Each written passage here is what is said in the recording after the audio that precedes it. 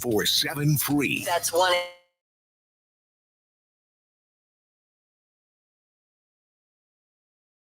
Doral Hyundai, the number one Hyundai store in the nation, just went full beast mode. Doral Hyundai, where the deals are monstrous and the prices don't survive. No one sells for less. No one.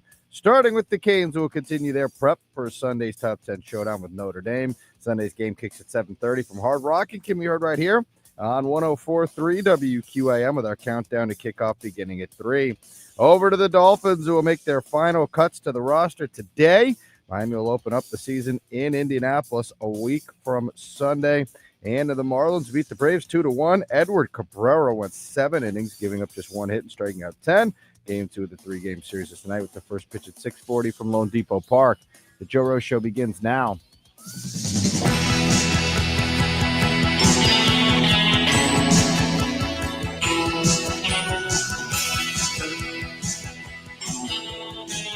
Hey! Hey, man, what's going on this morning? How's everybody doing out there? Woody, my gosh, man, the league was busy, and it wasn't even just cutting down yesterday, getting a little closer to 53, although there is still a lot of work to do here in South Florida, as well as around the National Football League with guys injured and guys you might be picking off practice squads, and it's and then guys' deals getting done. Woody, didn't we talk yesterday, not to jump out of the South Florida deal? We'll get into that for a lot of the show like we always do. Terry McLaurin, 3-year, $96 million done. I know what you're thinking, Woody. I was thinking the same thing. Why wouldn't you just get this friggin' deal done like 3 weeks ago? 2 weeks ago? Why not? Then Trey Hendrickson. They somehow figure out to add on $14-15 million and give him a 1-year, $30 million. He's back. And why in the hell didn't you come up and get creative with this 2 weeks ago? And then on top of that, we got quarterbacks. And by the way, a couple lifetime backup quarterbacks. I'd like to introduce to you Kenny Pickett and Sam Howell. They are officially now on record pace for amount of teams, which guys that had started, got some starts in the league. Team said no thank you. The next team said no thank you. And in some cases, the next team said thank you, as those guys have now, I believe this is their fourth team for both of those guys. It's always amazing. 3 teams give up on you and go, we've seen enough. And there's somebody out there that goes, no, I've seen him play. He's okay for a backup. So that's that part of the deal. And then, of course, I saw something yesterday I wanted to share with you from one of the best rosters in the NFL, if we agree. Woody, first of all, you'd agree. We talk about Philadelphia. We talk about Detroit when healthy.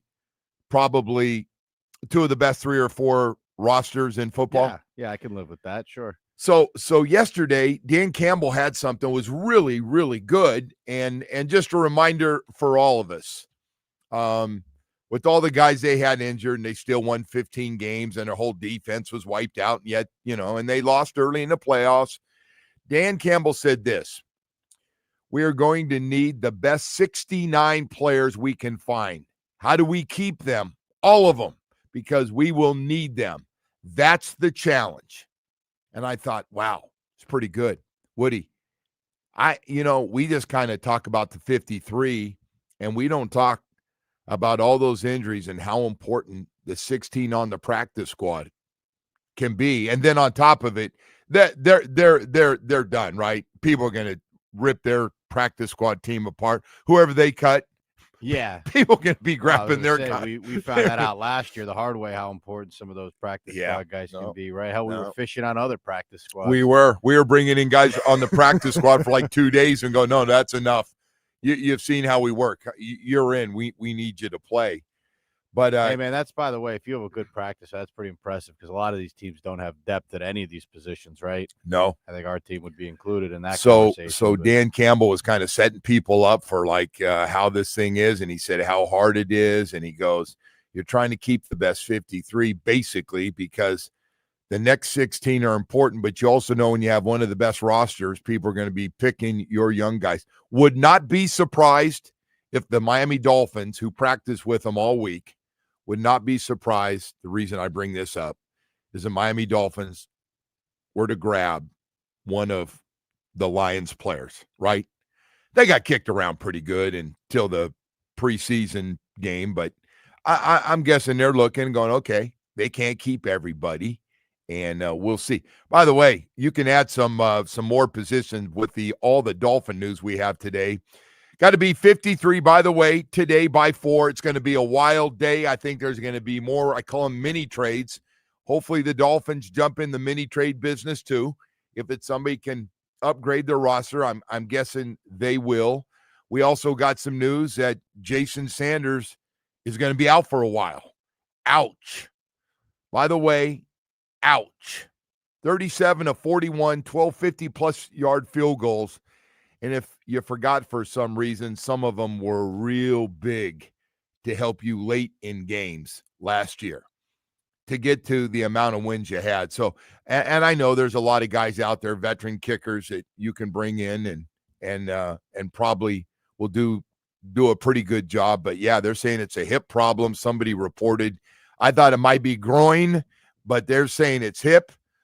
And so we got some guys, Eichenberg, nobody knows, Andrew Meyer. Jalen Wright now looks like he's not going to be ready for the first game. I don't know what they're going to do there. Excuse me. Ashton Davis, Jason Sanders, and Ethan Bonner with the hamstring, the hammy on a fast guy.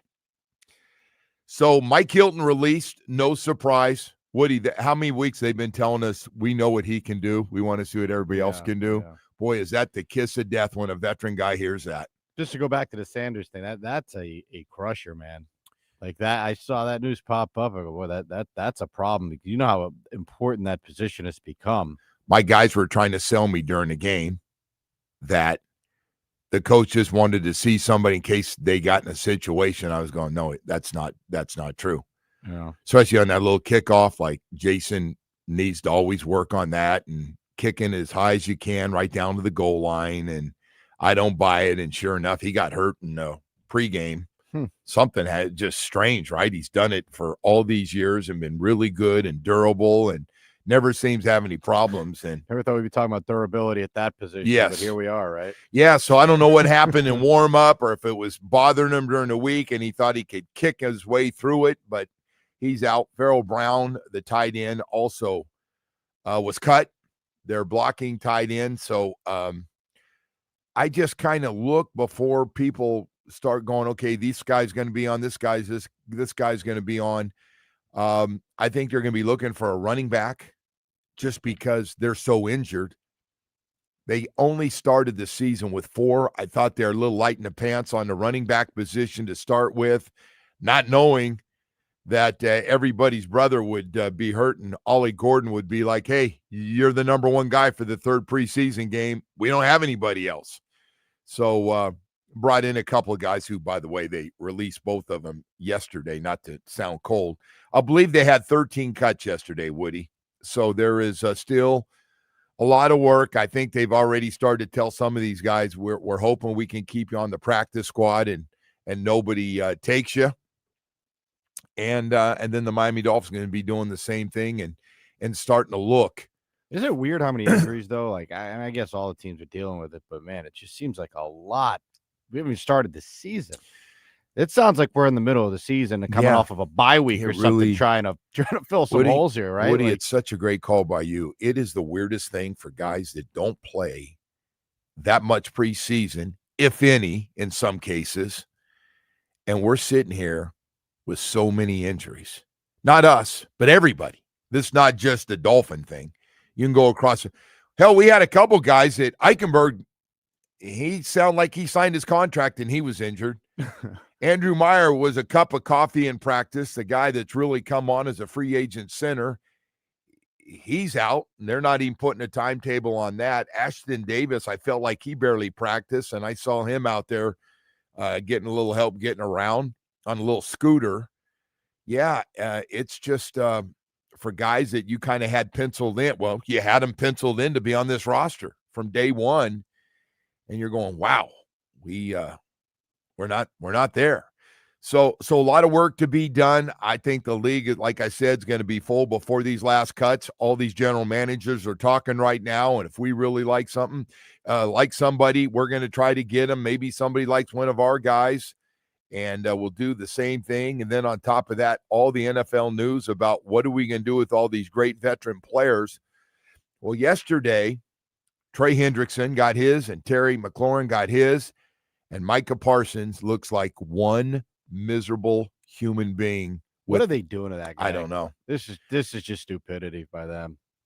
I don't know. He's going to get paid, right? I mean, that's not probably how this is going to end. Well, everybody is saying, Jerry's starting to do interviews I see with everybody out there saying, listen, I've offered him more money than anybody outside of a quarterback in this league.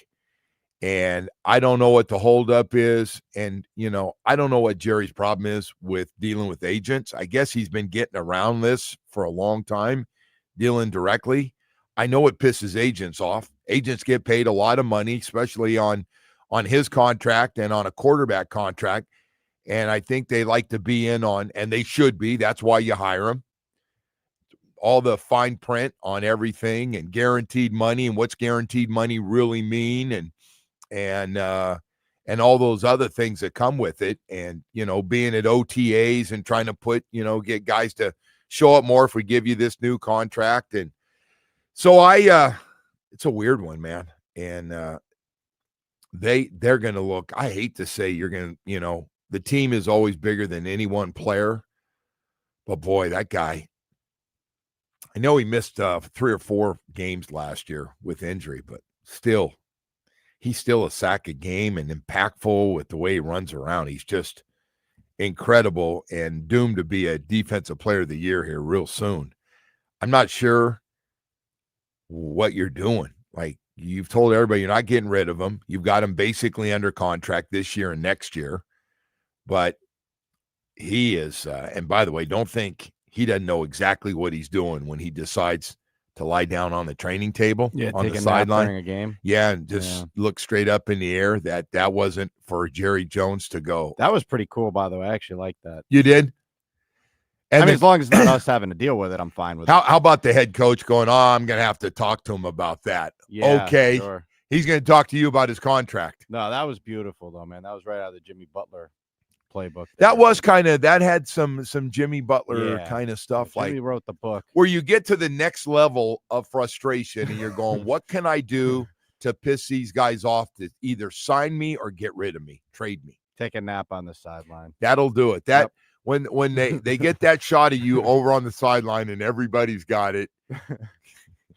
Like, jeez, he goes, man. I'm not trying to be disrespectful to my teammates, but while they're out there, I'm going to lie down and just look up in the sky. As long as it's not us. No, as long as it's not. Oh, my God. As far as we go, the injury thing, Mike keeps saying all these using these different terms and stuff. Like, I wonder how bad week to week. Like, I had to look up what he said for Eichenberg, because that one was like, I said, I don't foresee him being an immediate return. I don't foresee it being season long. So I guess that's like somewhere in the middle. Yeah, is that more like month to month or week to week? I don't know what they're doing with some of these guys as far as their injuries. They're obviously not going to lead on too much. Well, they're not going to let us know anything about these guys. But that's what concerns me, like a guy like Achane, something like that. Like, it just concerns me that it could be more than they So they said Achane's going to be ready for the first game. Oh, I know what they said. They said Austin Jackson's going to be ready at right tackle for the first game. You buy all that? If he says that's going to happen, it sounds a lot better than it could be days or it could be weeks. That one scares you. Man. I just have this weird feeling that some of these are worse than they are. They're letting on to at this point, but who knows? Well, it's going to be a busy time today, folks. If you like all this stuff, not only here, but all your favorite teams around the National Football League, then honestly, today and tomorrow are for you. Today and tomorrow, little trades. There'll be some disgruntled veterans if they can't work out a deal that will be cut today. They'll have big names, man. They'll be pretty big names and probably got a little something left in the tank. And so all that stuff comes into play today. So does Mike and Chris make some mini trades today? The other guy I've been asked about a ton is Cam Smith. And by Mike's comments, I'm guessing Cam Smith, not that Mike ever says anything bad about any player. He doesn't. but Cam Smith looks like he's in again, and will be back. Probably won't start, but will be in as one of the 5 or 6 cornerbacks that you end up keeping. So if you're looking at positions right now, looks to me like probably a running back, probably an offensive lineman. I saw yesterday some of our writers saying, hey, we don't have much at, if anything, on the offensive line after the first 5 guys. I'm guessing Butch Barry likes a couple of those guys, but would not be surprised if they added another guy, especially with the Eichenberg situation being out. He was supposed to be the key backup inside, and he's not there. I think they want to Borum to be the key guy outside in the tackle position, and that was kind of their thoughts for 6 and 7, and obviously hoping their center. That would have been 8, but boy, with the situation now, I don't know. We'll find out. I mean, we're going to see what they start the season with and how much they like the rest of these guys on that offensive line and the cornerback room as well. But would not be surprised to see an extra running back come in now just because you're so banged up. Look, I would have loved to have had those 4 guys. Probably we're going to keep all 4 of them if they're all Madison, if they were all healthy, and they're not. And Jalen right now is banged up and not looking like he's going to be ready for the first game. So all of a sudden things kind of get switched around a little bit on you, man. And so that's where you are. We'll get into some more stuff with the team, though. We got the University of Miami Sunday against Notre Dame. We'll be talking about that as well today as we get all set up for the first game of the season. Well, I listen to people talking about Notre Dame and talking about how good they are. Saying, hey, this is not the Notre Dame team that we are heavily favored to get our ass kicked on. Last time they were down here, remember that? And wasn't that where they beat Notre Dame and Virginia Tech in back-to-back weeks, pounded them both? Yeah, I think it was. Mark Richt here. Yeah. 20. And they got after him defensively. That was Manny Diaz's defense, and they just Manny got after him, man. Place was rocking at that Notre Dame game, though, man. That was about as good as we've seen in that stadium. No. Listen, this thing's going to be. Oh yeah. If nothing else, this thing is going to be about as live as it's going to be all year, right? The 2 games coming up, Florida's going to be a maniac game too. I mean, it's probably have a little extra beer out in the parking lot. And get ready to go. Seems like one of the. Well, it's a night game, so you got all day to drink, right? Did they start opening the gates a little bit later because of that? I think for the Canes games they open pretty early, but they really? 1,000%. I can get you the gate opening time if you'd like. No, I don't. So we're starting our pregame show at 3. So 3. Yeah, so I know what'll be open for us. That's a nice long pregame show. Yeah, man. You'll be ready. It's a big game, no? But you're not going to get liquored up while you're doing the show. I might. So. I might cruise through the parking lot and see who's out there. I'm going to be listening. If you start going, he's been drinking a little too much. He's saying things he shouldn't be saying. Well, I'm going to be with Monroe. You know, he's County. Very popular out there. So the Monroe County man, no question, being out there. That good-looking son of a gun. I'm living to him. I can't wait just to see him in here. Just when he starts swiping to see what he's swiping. He's swiping the elite, man. Quite a life, huh? Yeah, not bad at all.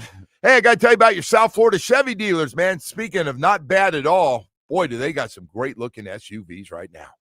Whether you like the big boys, let's talk about the big boys. Our biggest, most comfortable SUVs you can get is a Tahoe and a Suburban. Man, you cannot go wrong with the amount of space.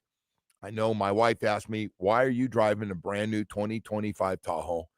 What are you doing? You're only one in it. I go, why do you have that much space? I said, I just feel comfortable. I know it doesn't make sense. I just feel comfortable. Hey, kind of the way you feel even when you go to the midsize SUVs, like an all-new Equinox to the electric Equinox, when you look at the convenient driver tech, fantastic look and all the space you and your family will ever need for a midsize SUV, fully loaded, 2025 Traverse, another one of my favorites. I keep saying, I don't know what Chevy and I disagree on this one, but the 2025 Traverse is unbelievable, man. It's got everything. They call it just below a Tahoe, but man, it's got so much room and such a great look. I know you're going to love it. Right over to Silverado Trucks, and all I can tell you right now is we make a Silverado truck absolutely perfect for your lifestyle. Full-time working truck, family truck, combo truck, getting the kids around, we got all the Silverado trucks you need. See your South Florida Chevy dealers today for outstanding offers going on right now.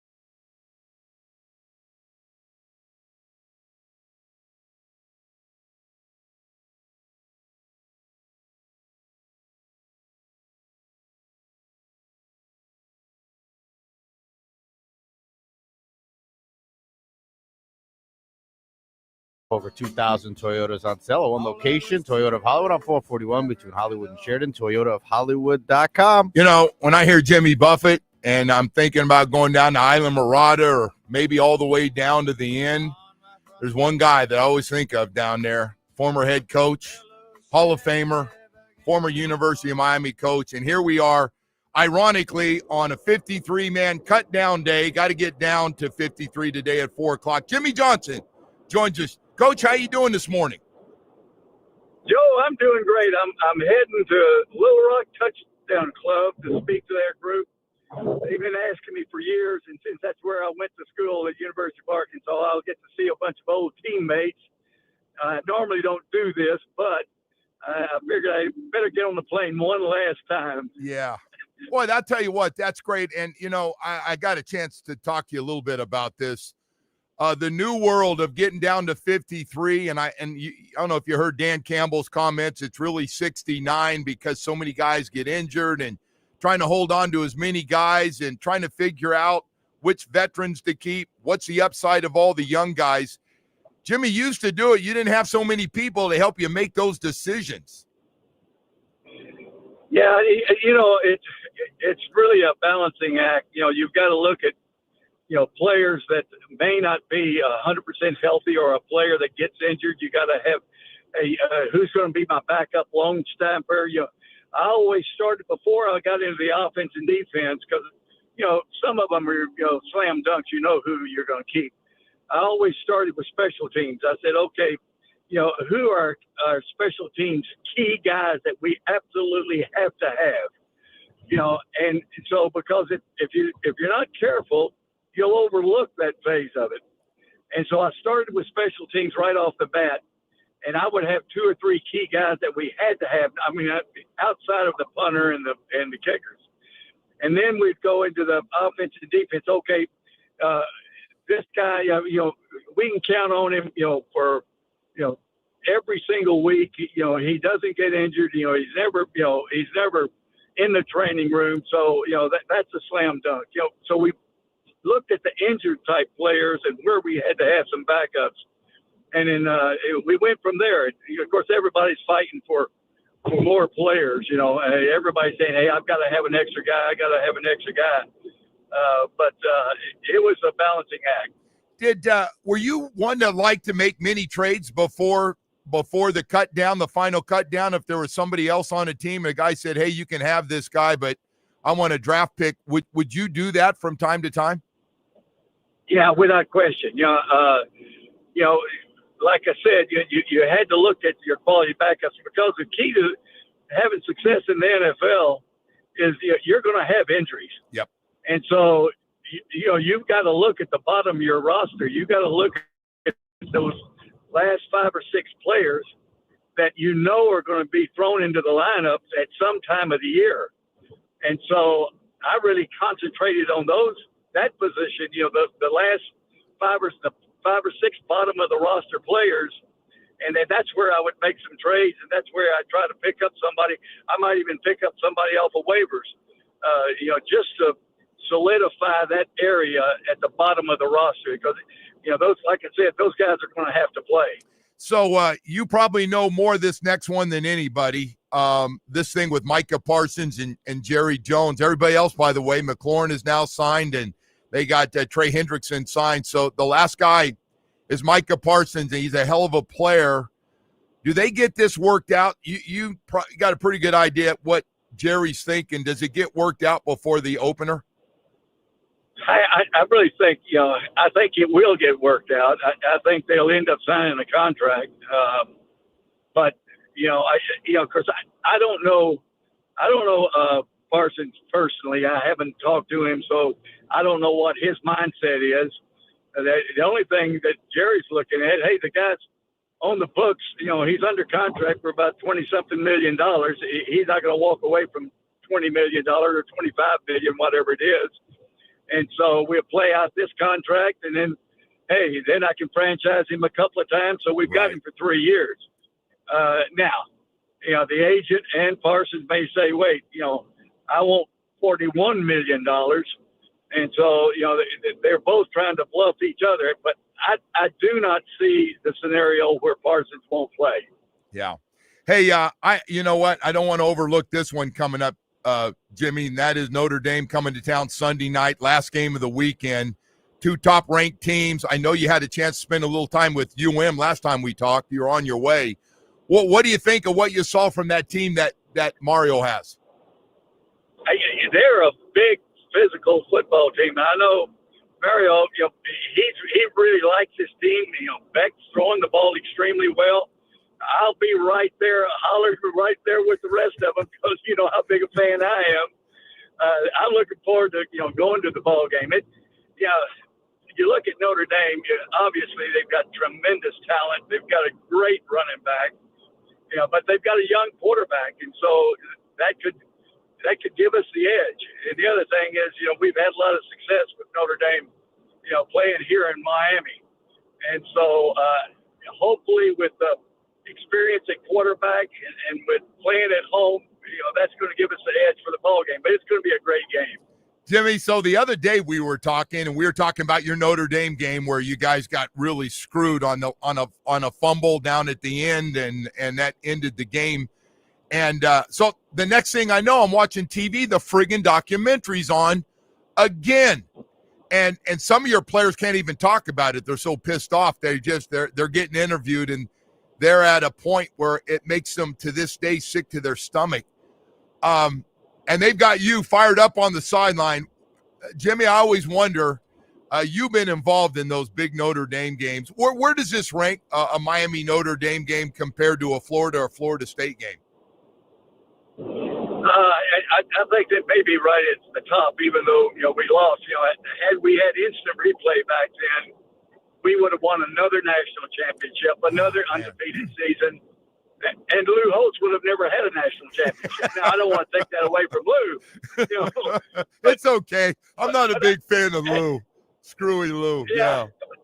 I would have liked to have had another national championship, and instant replay would have given us that. But there was a Big Ten official that made the call, and I ran into Cleveland Gary here a couple of years ago, and he said, "Hey, Coach, either my knee was down and we were at the one, or it was a touchdown. One of the two.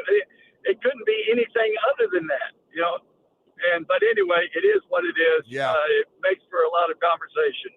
Well, I'll tell you what, it was a great team. And, sometimes you see those documentaries and just how talented that team you had and those teams that you had were during that time of recruiting and getting it loaded back up and stuff is just amazing. So here we go again Sunday night, man. It's gonna be a blast. Hey, getting back to the teams you like this year, Jimmy, I'm just curious. NFL teams, Eagles still at the top for you going back?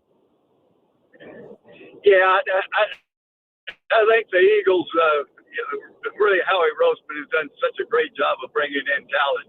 I really like them. I mean, their entire roster, they're extremely talented. It's going to be a tough schedule. Washington's coming on. You got a great quarterback. That division will be difficult. I think even the Giants, as bad as they've been for the last so many years, the Giants are going to be a little bit better. But the Rams are going to have an outstanding team. You just don't know about Stafford, how healthy he's going to be all year. Then, of course, you got Kansas City and Buffalo. And the other one, Denver now. Sean has done a great job with that Denver football team. So it's going to be interesting. Boy, it's funny you said that. Hey, yeah, go ahead, Coach. Hey, Joe, I got to throw one more in there, too, about Notre Dame. People get on me about running up the score. The biggest loss Notre Dame's ever had in their history. And we were playing backup the entire second half. They said you blocked a punt on us. I said, yeah, we blocked a punt on you with backups and only 10 guys on the field. So anyway, I had to throw that one in there.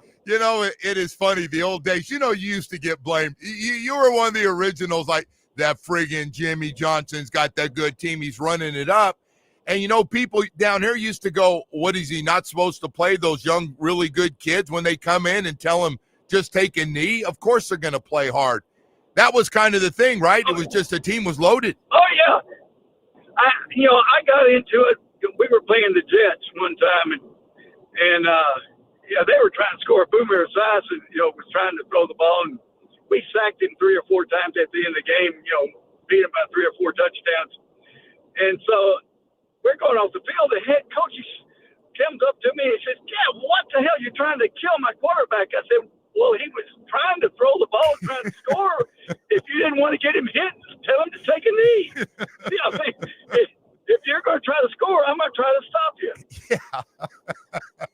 By the way, Jimmy, nobody talks about somebody beating somebody 51-3 now. It's like, oh, you have to do it if you want to stay ranked at the top, right? It's a different deal now. I think. Well, I'm going to have to bring up that University of Miami, Arkansas score when I talked to the Arkansas Razorbacks today. We had a pretty good game against them up in there in Little Rock one time, too. Well, listen, Coach, I really appreciate you coming on this morning. Thanks. And, well, I'll tell you what, I'm hoping for a nice win for University of Miami against Notre Dame Sunday night, so thank you. Hey, we got to bring them through. We got to make sure that crowd is just going wild. Let's help that football team out because we got to start off with a win. Boy, no question about it. Coach, thank you so much, man. Have a great one. All right, Joe. Good talking with you. Always. Thank you. Jimmy Johnson with us this morning talking on his way to speak. I love he gets up in the morning, ready to go, has that little coffee in the morning, and listens to the big dumbass here in South Florida. I appreciate that, listening to me, Coach, and being part of our show as always. We've got a lot of stuff going on here to get to here this morning as well, what a week, huh? Great college football games all weekend, by the way, starting Saturday, and they go all day long. We'll come back, tell you about that. And, of course, it ends with Notre Dame coming down to Hard Rock Stadium to play the Canes and the Miami Dolphins, getting down to 53 today. And then tomorrow we'll be working on that 16-man practice squad, and we'll find out if the Dolphins decide to do some mini trades today. And right now, though, I do want to talk to you about Atlantic Men's Clinic. ED and low T are nothing to mess with. I had them both. Yeah, I'm at that age, man. Well, I'll tell you what, when you're tired all the time and no energy, and I was sitting around watching way too much TV, falling asleep, eating the same amount of food, that's an instant 20, 25-pound gain right there.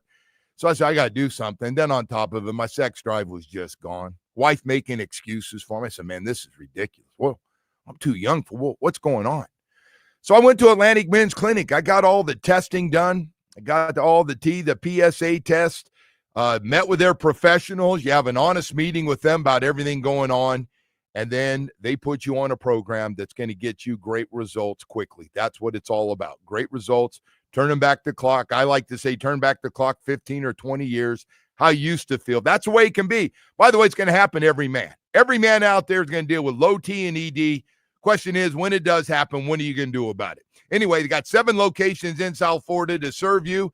Set up that first appointment. It's the most important one. 877-455-7300 or visit AtlanticMen'sClinic.com. Atlantic Men's Clinic works. Miami Sports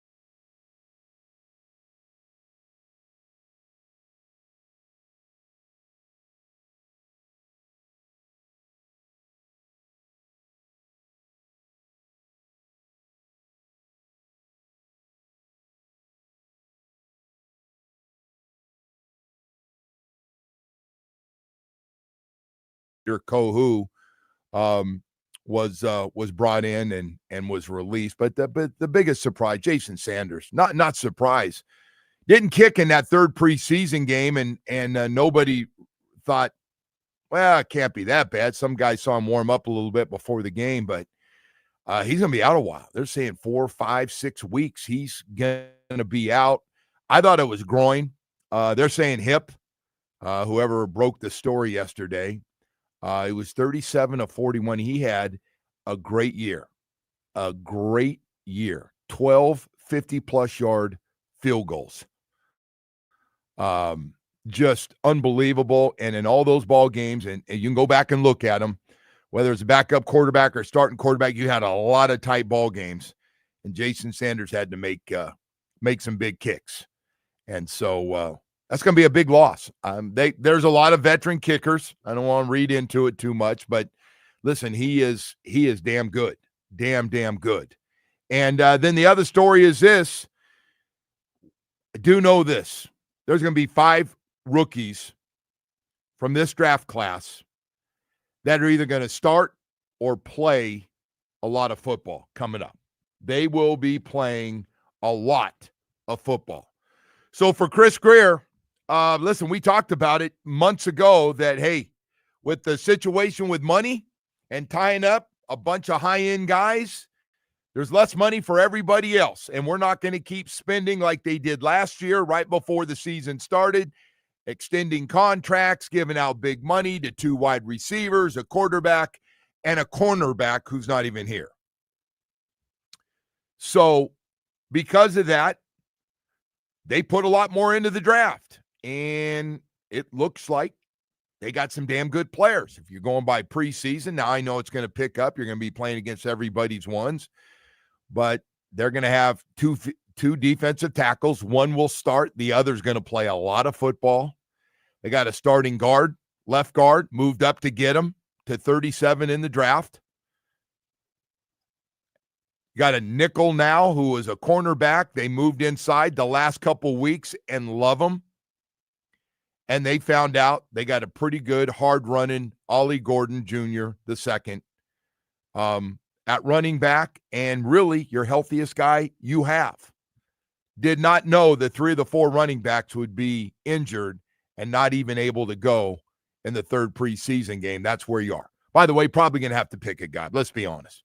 Going to have to pick up a running back. There's going to be a lot of them that get released, and you can find one. You can find one. So I don't think anybody's real worried about that at all. So it comes down to this. Do the Miami Dolphins wait for the cuts to be made by everybody? And they've already got a list and a really good idea of they're looking at everybody's roster, and they know who's a little overloaded at certain positions. They're going to have to release guys. These teams and general managers talk to everybody in the league almost every day. Hey, what do you have? What are you thinking? Hey, if we were interested before you cut them, we might be able to work out a deal. And I call them mini trades before the final cut. So those could come into play today. I think today's a great day in the NFL. Just a really, really fun day. By the way, everybody signed. We're going, well, all these guys were holding out, not happy. What's going to happen? I'll tell you what's going to happen. As Jimmy Johnson just said, those guys making a lot of money that are under contract, they're not leaving. They want a lot more guaranteed money.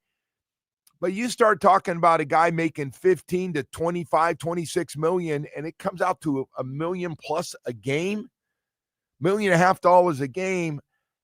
Those guys aren't leaving that on the table. And I know you want more guarantees, and you want to know you got guaranteed money behind you out there playing hard, because it can end at any time. You can get injured. Well, boy, it gets close to that season.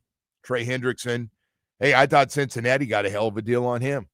Added some money to the deal, gave him basically a 1-year, $30 million guarantee contract, and said, let's see how you play. And he agreed to it. Guy that's had 17 and a half sacks in back-to-back years. He's got one thing working against him. Father Time. What is he, 31 years old now? Yeah, I was kind of surprised to see a 1-year deal there, weren't you? I know that team's cheap as hell, but I just think certain guys still appreciate, like, somebody sits down and goes, they just offer me $30 million. and you're sitting there with your wife, and you're going, $30 million. You really haven't, man. It took you a long time to make the first 30. You got a chance in 1 year. And if you have a great year, you're going to get a nice big contract. Maybe. Go for it. Let's go for it. $30 million. A lot of people, hey, man, $30 million. You know, if you're not a big spender, you know, and a private plane guy, that $30 million can last a long, long time. Long, long time. All right. I know I'm sounding like an old school guy. I know there's a lot of money out there. Everybody's looking for a $100 million contract now. I get it. Hey, 7 o'clock hour's coming up. We got a lot more stuff to get to here, man, this morning as we continue on here, and lot to get to with the Miami Dolphins. We'll talk more about some priority and a lot of guys today, even with all the moves, 13 cuts yesterday. There is still a lot of moves to be made, and I know you can bring a lot of these guys back, and of course, a lot of the practice squads are going to get picked off, man. And one of them's going to be Dan Campbell's Lions team, which is loaded with talent. They're going to lose some dudes. There's no question about that. Hey, I want to tell you about Chapman Partnership. They got great things going on for the homeless down in Dade County. You know, the biggest complaint I hear, the homeless come up at the stop signs and stoplights and are begging for money. I'm just tired of it. Well, listen, Chapman Partnership is really doing their part to help. It's so much more than just having the homeless come over and grab a bite to eat and grab a shower or get a little nap. No. It's changing lives daily in their community, helping them with all these caring support, wraparound services that they offer. Chapman, and by the way, they have a lot of doctors that donate their time. Can't say enough about those people, mental health doctors and dentists that come in to help the homeless while they're going through this rehabilitation program. It's 3 to 4 months, man. I know they don't tell us this, but I've been down there and gone through the whole thing. 3 to 4 months. The goal is to help them get back to normal, find an apartment, get their families back together, get a job, and get a second chance in life. That's what it's all about. Hey, we're celebrating the 30th anniversary this year and 30 years of hope. For over 3 decades, Chapman has assisted over 145,000 individuals and families to overcome self-sufficiency. Join me here in 2025 to celebrate and support their mission as it grows. And it's just so many success stories over there. But hey, you know we have a problem with the homeless. The numbers grow every day. Join me in WQM to show support to one of my favorite charities that's really making a difference in our community. Any level of support is impactful. Let's help support families and individuals overcoming homelessness at Chapman here in 2025. Go online to chapmanpartnership.org. If things are going well with you and you'd like to give, go to chapmanpartnership.org. You can make a big difference. Thank you.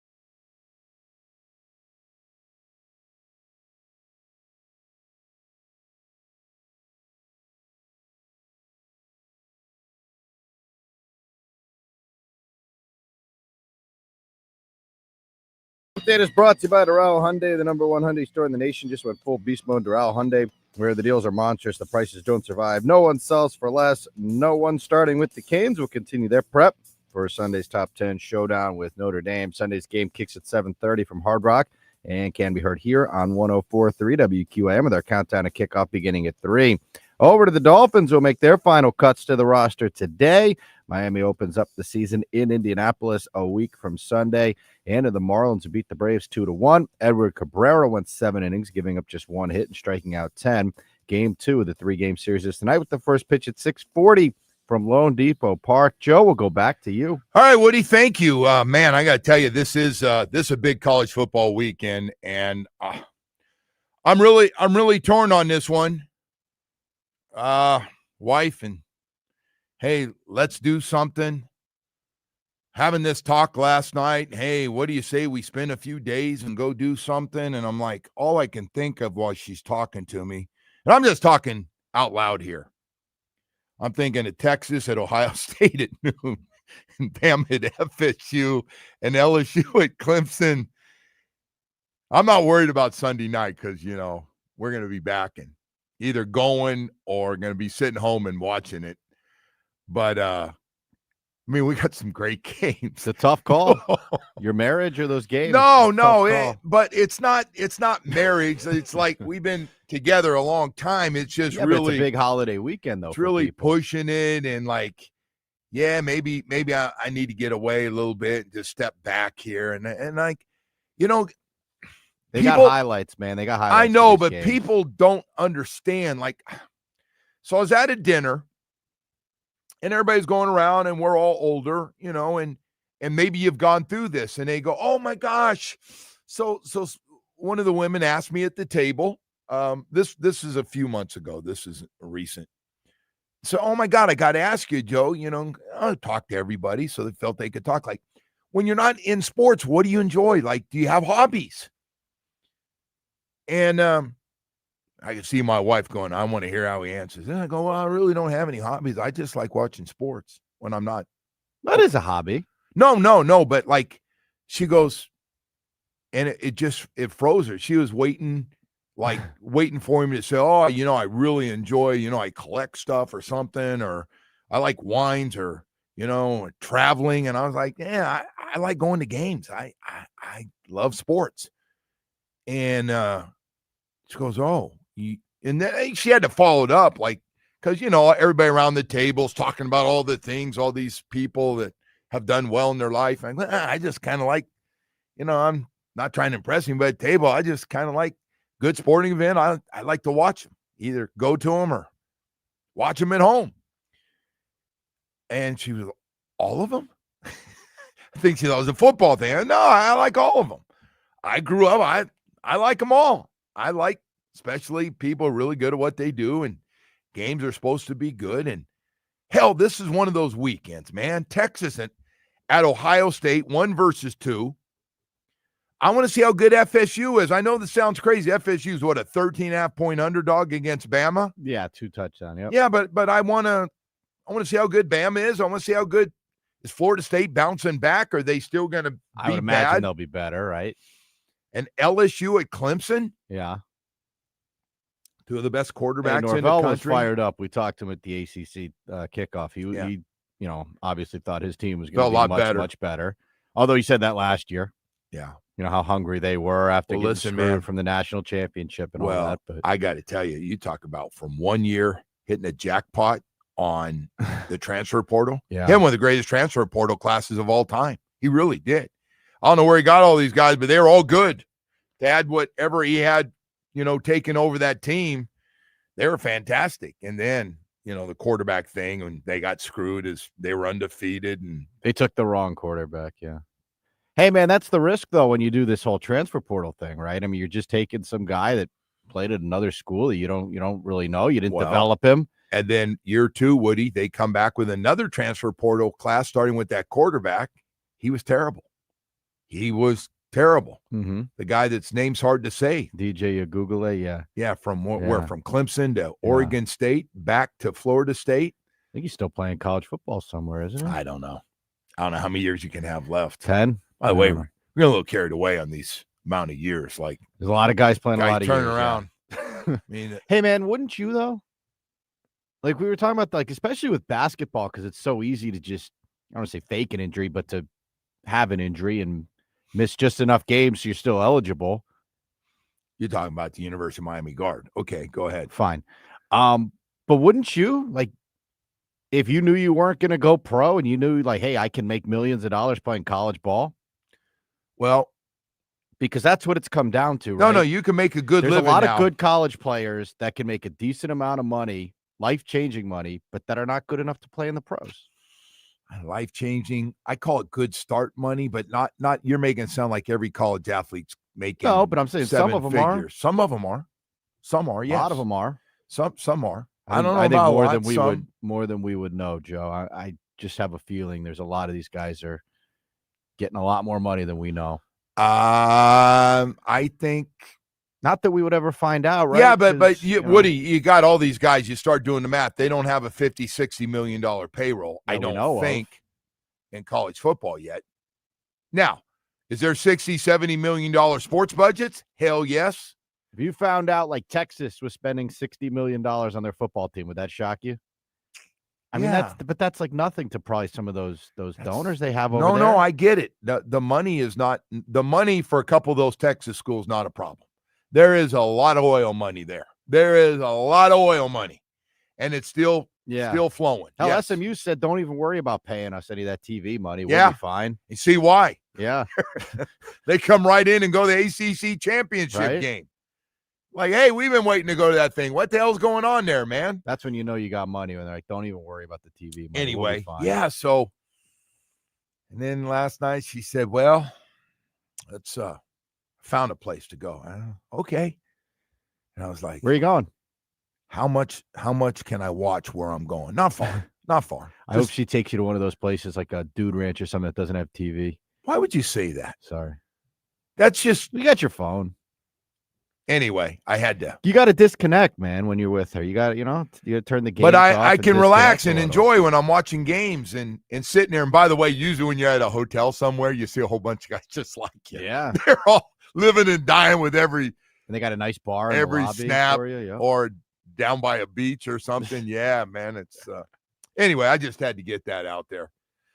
But that conversation, you should have seen the whole table too. Like, so Joe, everybody's talking like, what's your hobby? That was a nice question. I went, sports. That's a real hobby, though. No, man. What do you mean, no? Of course it's a real hobby. Sports is a hobby. I'm a little too one-dimensional. Like, not only that, but you play. I mean, you play tennis. No, so the other thing is, like, we're going through right now is my wife says to me, and I'm not calling my wife out. It's. Mm-hmm. She says, I said, hey, we got home early the other night. I said, hey, I know the weather's a little crummy out. I might stop by the game down the street. American Heritage Plantation. This is on a Friday night. Yeah. She goes, I don't get the high school thing. Mm-hmm. And she goes, your son hasn't played high school football in. I know. I just go see some of the dads. I want to stop and go see Raja Bell, his son's Dia Bell is really good. And Ralph Stringer, my friend, and go see a couple of the guys and try to get around. I did that Northwestern Central game. I said, I'm going to Traspal. Why are you going to Traspal? I think those are legitimate questions she's asking. Yes, no. But your answers are good. Like your friends are playing and their kids are playing. I do many lies like, I got somebody connected that's coming on. I have to do this for the show. Which is you were lying about just a blatant lie. Okay. Blatant lie. Terrible. All right, Woody. So what are you going to do this weekend? You going to shut it down then? I don't know. Why don't you see if you can get Sunday night to yourself? Am not Sunday sure. night would be No, Sunday night's good. That would be Sunday the one. night. If you're going to get time to yourself. Sunday night, no matter where I'm going to be, I'm going to be at one of two places. I'm going to be at Hard Rock to see that sucker in person, or I'm going to be sitting at home in front of this big TV I just bought myself. It is a big ass TV. Nice. And that picture makes you feel like you're almost there. So, yeah, I think I'm going to. No problem there, Woody. Sit up close to it. Feel like you're in the stadium. Yeah. Just the closer you get. So anyway, we got a lot of Dolphin stuff. Got to get down to 53 today by 4:00. Some of it will be injuries. Some guys will be put on the IR. Some guys are going to have to cut. Maybe you trade a guy or two, maybe. And so what does Chris and Mike do today? Do they, and Jimmy Johnson brought this up, yeah, you look at mini trades if you think you might lose somebody once they're released or somebody else might trade for them. And the second thing is you pick up some guys on waiver, and that could happen too. So the way I look after the news yesterday, you're looking at one running back, one field goal kicker, one or two offensive linemen. Tell me if you're with me, Woody. Don't leave me. And one cornerback. What do you think? That sounds like a good list. That's a lot that's a lot of guys. It is a lot of 4 or 5 guys. Usually, I told you the first time. I'm stunned how many people are injured on this team. I mean, it's mind blowing. And I know it's not just us. I know it's around the league, but it's truly remarkable. Well, I didn't count on the one running back and one field goal kicker. To your point, you're exactly right. The field goal kicker is that's just the cherry on top, right? But he's really actually weird. What important to the team? Well, look at all the games. Look at all the games that are, and look at how important the 50-yard field goals become. An extra point. First of all, these guys make them at a ridiculous rate now. Dude, you bring in some guy that starts shanking extra points or something. Oh God! And you start losing games that way. That's terrible. That would be bad. All right, Woody. Hey, we've got a lot more stuff to get to. But I know. I just we're not doing gloom and doom. There's some veteran kickers out there. Running backs get banged up in the preseason. I can live with that, but your kicker. That was a weird one when I saw that yesterday. We have 2 of our 4 running backs that aren't going to start the season with this team. One's on IR out for the year with a neck injury. The other one, you're not sure when he's coming back. The other guy got nicked up, and we haven't seen him for a few weeks already. You were down to your 4th guy, your draft pick. And by the way, what a great situation for good old Ollie Gordon II. Hey, what if Achane actually is hurt? I mean, what's the game plan here? Now you're not trusting any. There's no trust in the words. There's not a lot of coach. No, well, I'm tired of hearing day to day, week to week, and then what they said about Eichenberg. Could be day to day, but could be. What they said about Eichenberg, it could be. It's not going to be season ending, but it's going to be long. What? I don't know. That didn't sound. What does that mean? Sound good. Do we put it in the middle, week 8? Is that when he's coming? So back? I always wonder, when you signed Eichenberg to that $2 million guarantee contract. I'm not trying to be cold or mean. Did you know that he was going to miss this much time, potentially, on what coach said? They seem to not be too up on these things. I mean, they gave Odell Beckham all that money. Anyway, he makes that. He said, you guys don't make what I make. I make that on social media all the time. Hey, I want to tell you about Baptist Health South Florida. Man, I want to talk about all those great doctors they have put together. People ask me all the time, where do the professional teams down here go when they get injured? Who do they trust? I go, Inter Miami, the Heat, the Florida Panthers, the Miami Dolphins, FAU, FIU. They all use those great doctors they put together for one of the top sports medicine programs in the country at Baptist Health South Florida. You talk about some of the specialists, and first of all, if you don't have specialists for every part of the body, anything where you could be injured in sports, then you can't be a top program. You can't. This is not a part deal. You're all in or you're not. Baptist Health South Florida is all in on some great doctors. Anything to do with the knee, MCL, ACL, completely blown out, shoulder, foot and ankle, hand, back, hip and knee replacement, Achilles. They got not one doctor. They got doctors for every specialist for every part of the body. So not only when high school, college, and professional athletes get injured, but all of us get injured, we know Baptist Health South Florida is going to be there for us. They got great facilities as well. Doctors Hospital in Coral Gables, at Hard Rock Stadium right next to the training facility of the Miami Dolphins, and 595 in Pine Island in Plantation. That's a good starter where a lot of those doctors are. Just visit BaptistHealth.net/ortho. One goal every day. Let's get you healthy. Back out playing the sports you love the most. Sports lives here.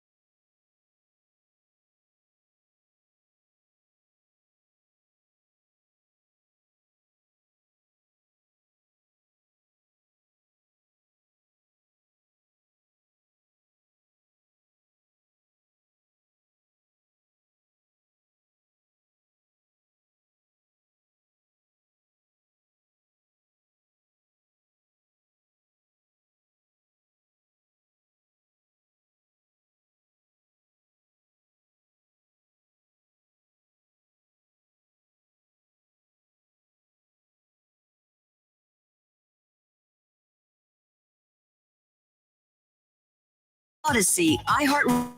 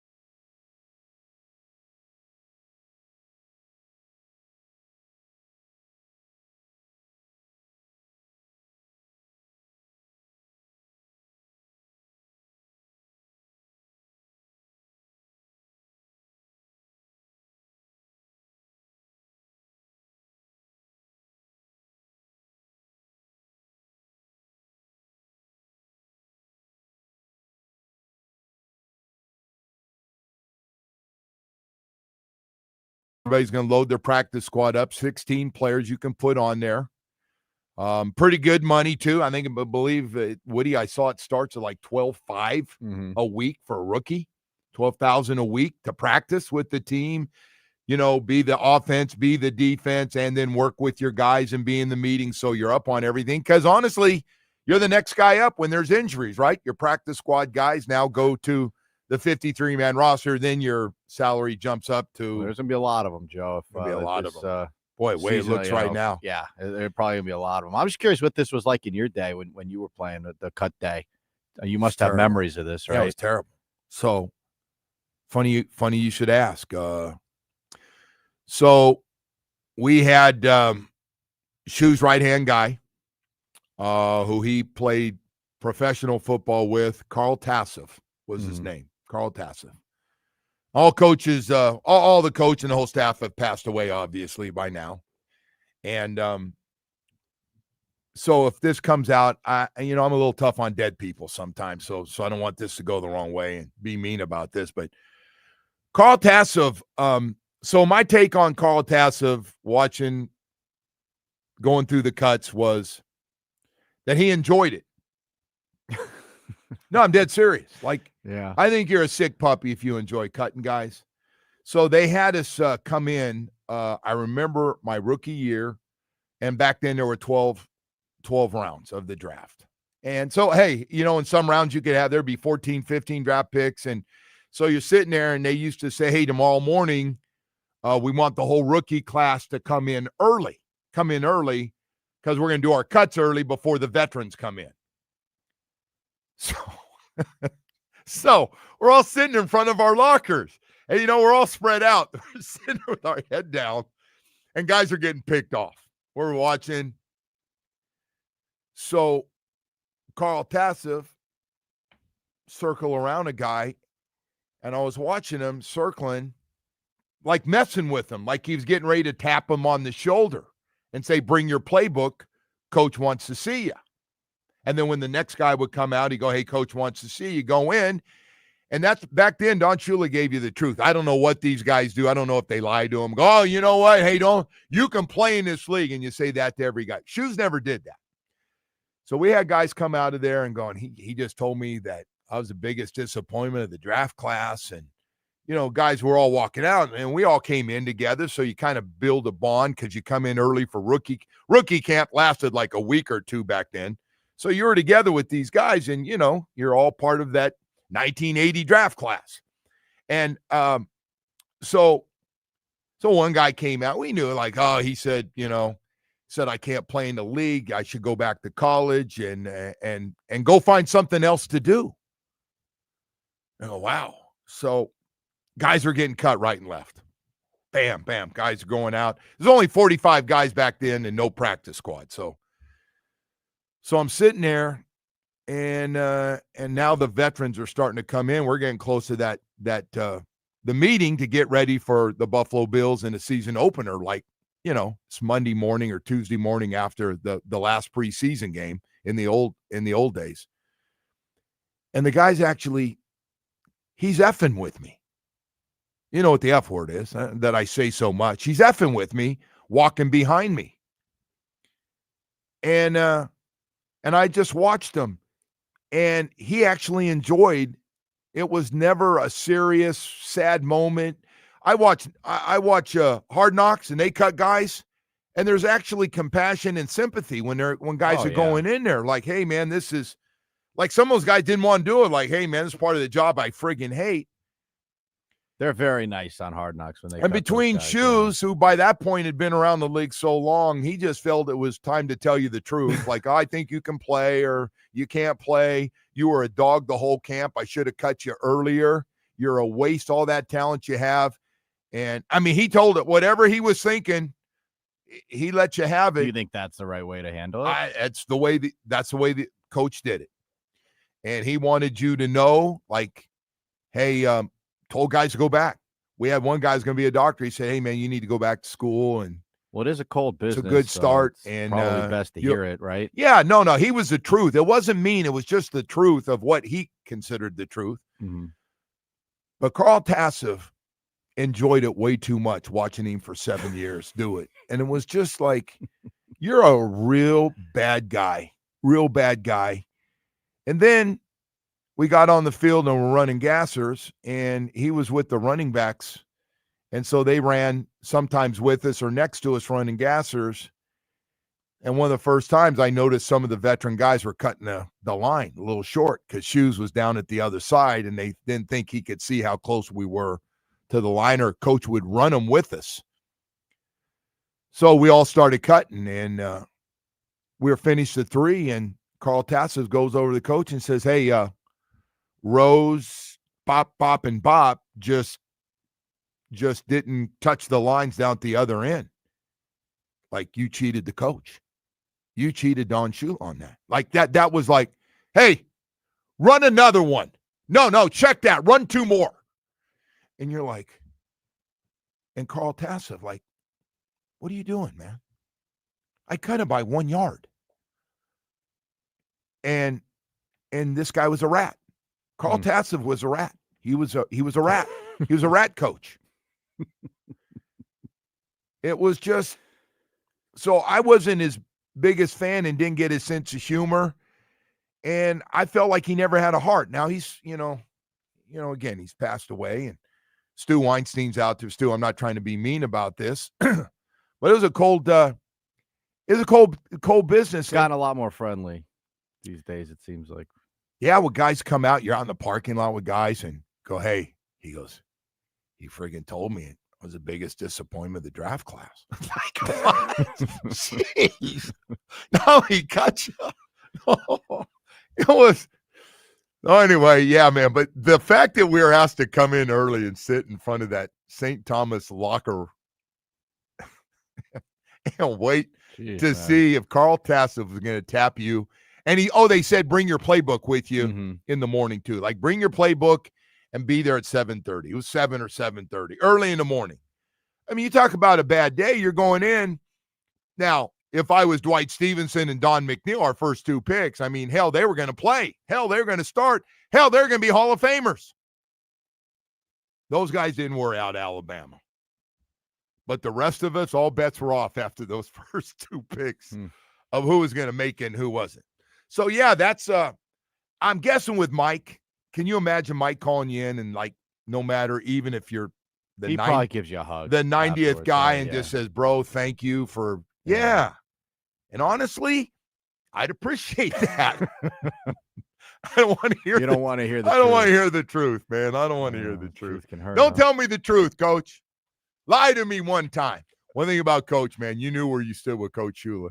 There was never any doubt, ever. Well, how many of those guys would resurface? Did you have a huge practice squad? Were you able to? There were no guys? there were no practice. Right? So you know what they did back then? Guys would be sitting at home, have jobs. Guys at banks, guys went back to teach at school. Substitute teachers would get a call. Can you be here tomorrow? Such and such went down. That's how you pick guys up. Or other teams would cut guys, or there'd be trades. There was always little trades going on too. But It was crazy, man. Yeah. Carl Tassov, God bless his soul, was not my favorite coach. And he's a running back coach. Had nothing to do with me. Me make little comments, but had nothing to do. He was one of our coaches. And if people out there, again, just telling you what I saw. That's all. Don't get all fired up here today, especially if it's a family member. I just want you to know a little something about your grandfather or your father. All right. Hey, I want to tell you about jeez. It was It's okay. Hey man, it probably had a lot more Brian Flores. If I was to be honest, a lot more like a tame Brian Flores feel to it. When you hear things and guys like, coach didn't talk to me when he walked by me after a loss. And I was like, guess what? I thought that was normal. But we didn't worry about there was I think they had a sign up, no sensitive, you can't be sensitive, Oh man, Hey, this texter's right, by the way. He said that 1 yard you were short there, Joe, could be the difference between a first down. I know. In a real Boy, game. I That's tell you, coach thought, right? Yes. Oh no, he had a reason for it. And by the way, guys, we had some guys cut the 12-minute run, which I never did, down at the far corner. There wasn't a coach, and guys were cutting the cone. And what is it? Another 3 steps to just go around the friggin' cone on the 12-minute run. And he got word back. And his coaches not all of them. Some of them were, it's not a big deal. Nobody's going to find out. Don't say anything. It's fine. But you had a couple guys who were like, oh, no, I got to turn your ass into the coach. He didn't see it, but I did, coach. Now, I noticed they never, like if it was Kuchenberg or Larry Little, they didn't have the balls to say one of those guys, because I played with some of those guys who were Hall of Famers at the end of their career, and they still had to do the run. But if something happened with them, there was nobody going to say one thing to Larry Little. Not one thing. Nobody. First of all, he called them out. That would be over. But the young guys, watch out. Hey, I do want to take a second here this morning to tell you about Cliggies Carts. Boy, I'll tell you what, you've heard me talk about Cliggies Carts before, featuring Royal EV golf carts, 48 and 72-volt lithium battery options, lots of speed. They're designed and engineered to be the leader in quality and safety with aluminum frames, which means there's no rust, adjustable front seat, and all of their 6-seat models. No one else does that. They have 4-seaters and 6-seaters. I mean, these things are different level. And if you're anywhere in South Florida right now, I want to tell you, and you want a cart to really enjoy in the neighborhood, driving around, if you live in an area like Davie, where I am, where there's golf carts everywhere, and you want a nice one for you and your family to really enjoy, no one offers what Cliggies has for you. I'm talking about custom paint jobs. You have a favorite team, they'll put those colors on it. LED lighting, sound bars. Cliggies Carts are located next to Okeechobee Steakhouse on Okeechobee Boulevard in West Palm Beach. Now that our signal's up there, if you're up there in Palm Beach, man, stop by. Unbelievable night. I promise you, it's worth the drive to go to the showroom, jump in one, and take it for a ride. Call 877-CLIGGIES, that's KLIGGYS, or visit CliggiesCarts.com. Cliggies, slashing prices right now. Cliggies Carts are unbelievable. The darn coolest of carts I've ever seen. If you are anywhere in South Florida, you need to stop by that showroom and take a test drive. You'll see it. You'll fall in love with Cliggies right there. That's Cliggies. They'll deliver for free anywhere in South Florida. Once you buy it, you'll absolutely love Cliggies Carts and get so much out of it with you and your family.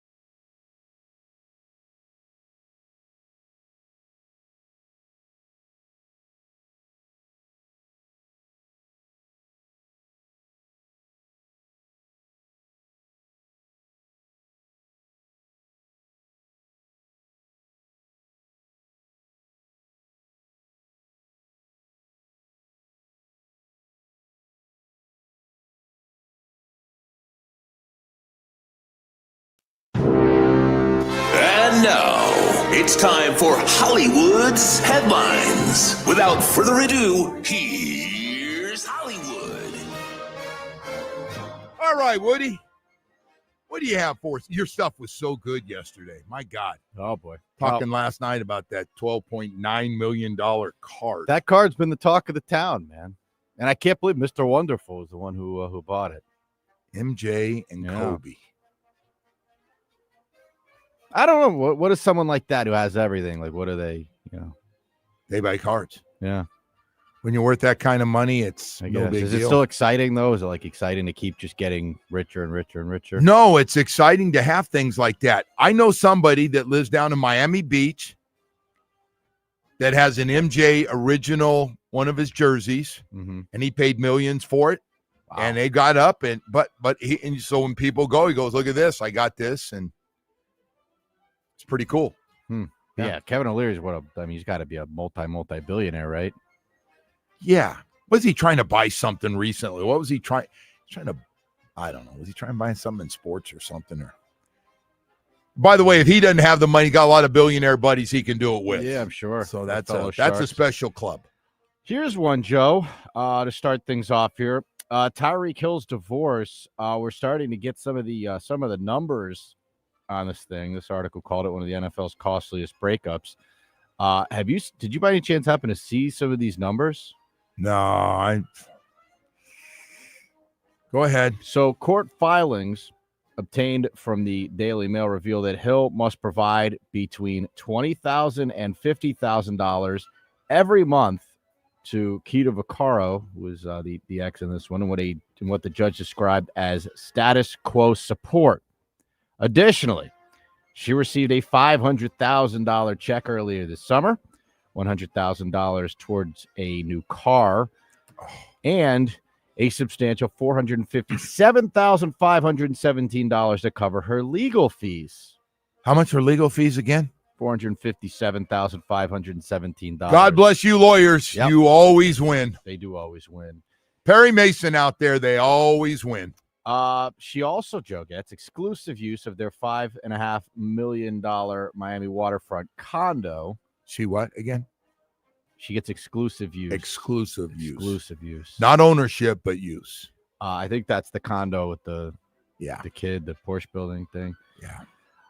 It says Hill also remains responsible for the mortgage, insurance, utilities, and even the internet bill. Oh, my God. It also says, according to the judge here, these payments have nothing to do with the final settlement, which could run into the millions.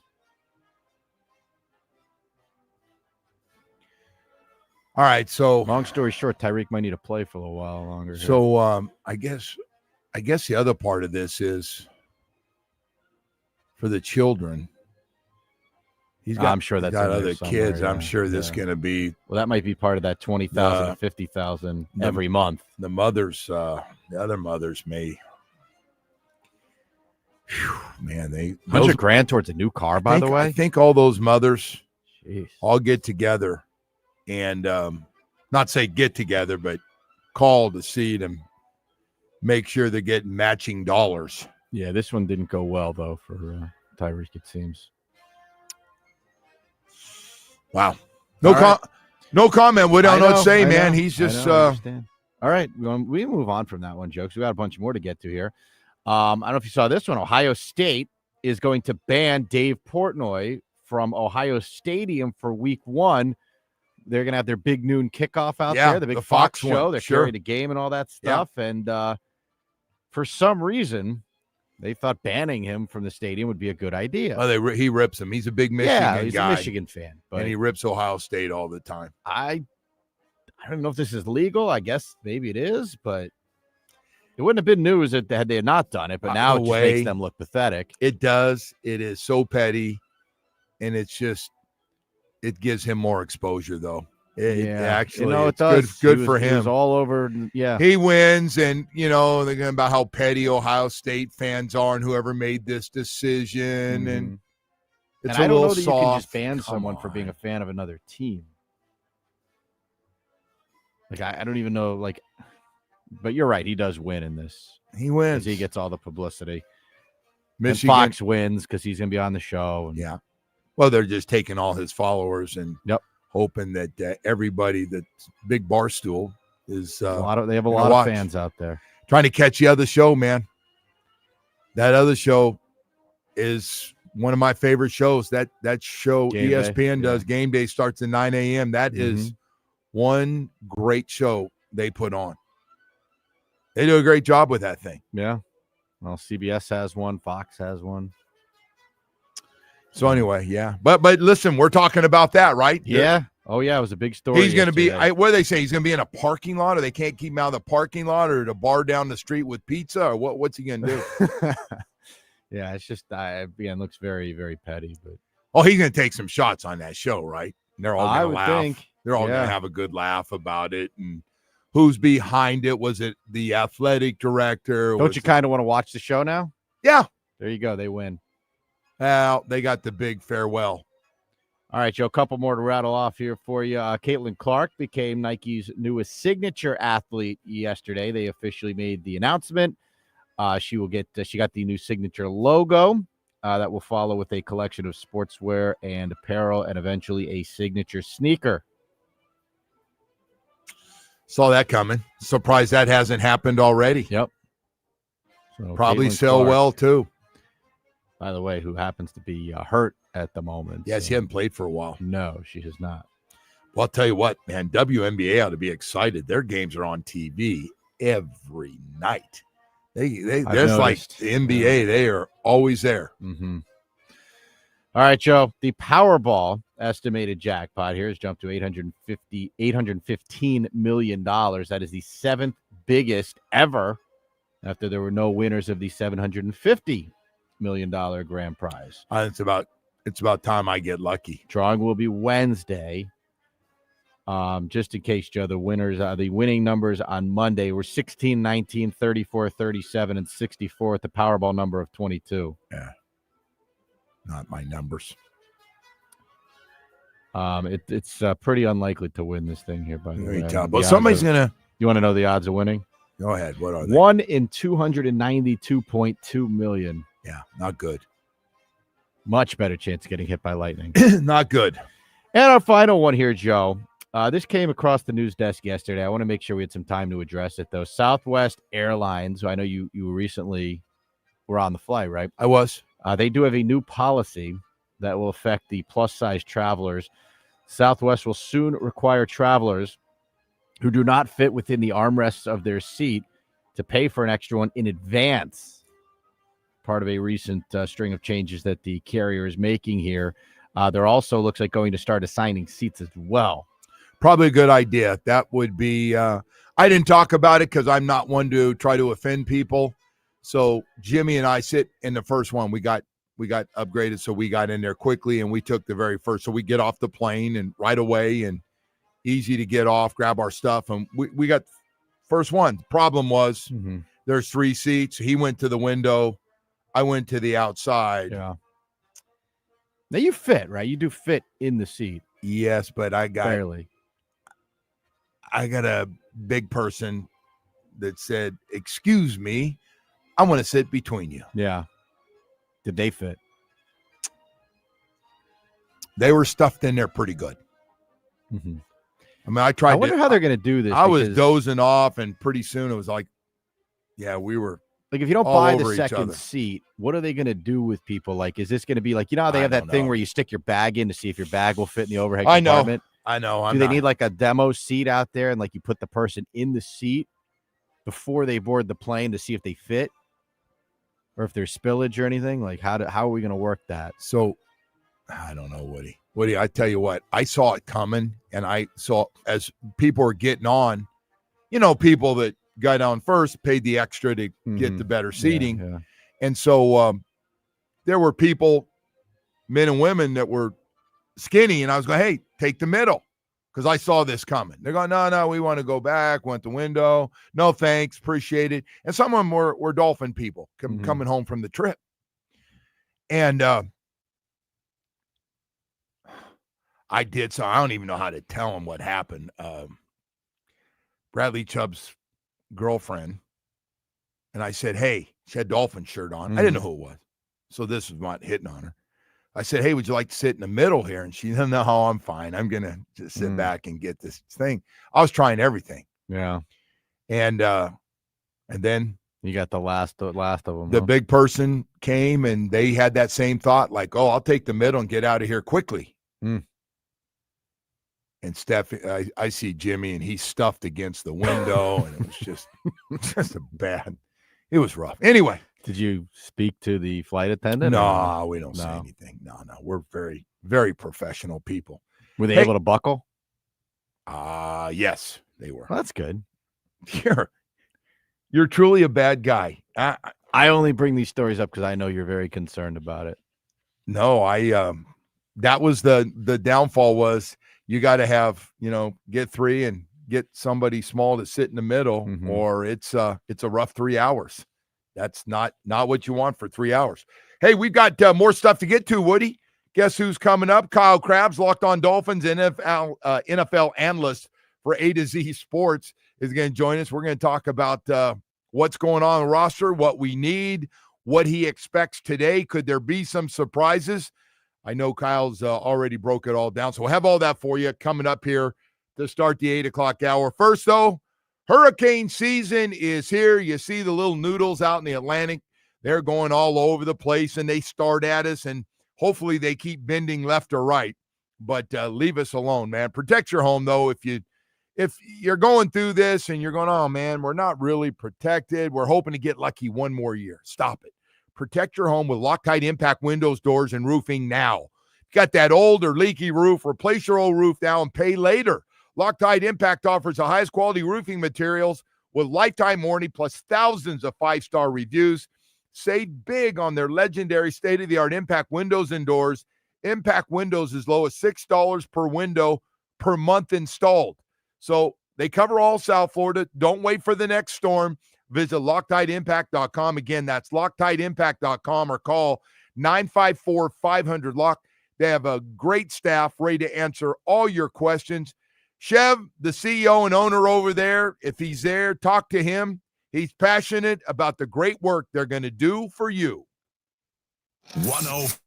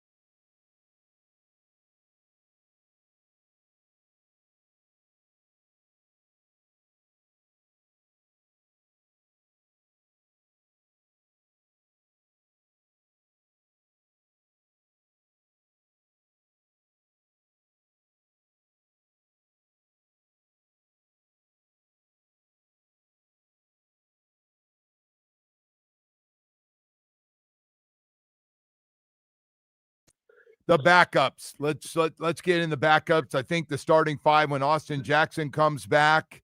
I think you're probably like everybody else, and you're good there.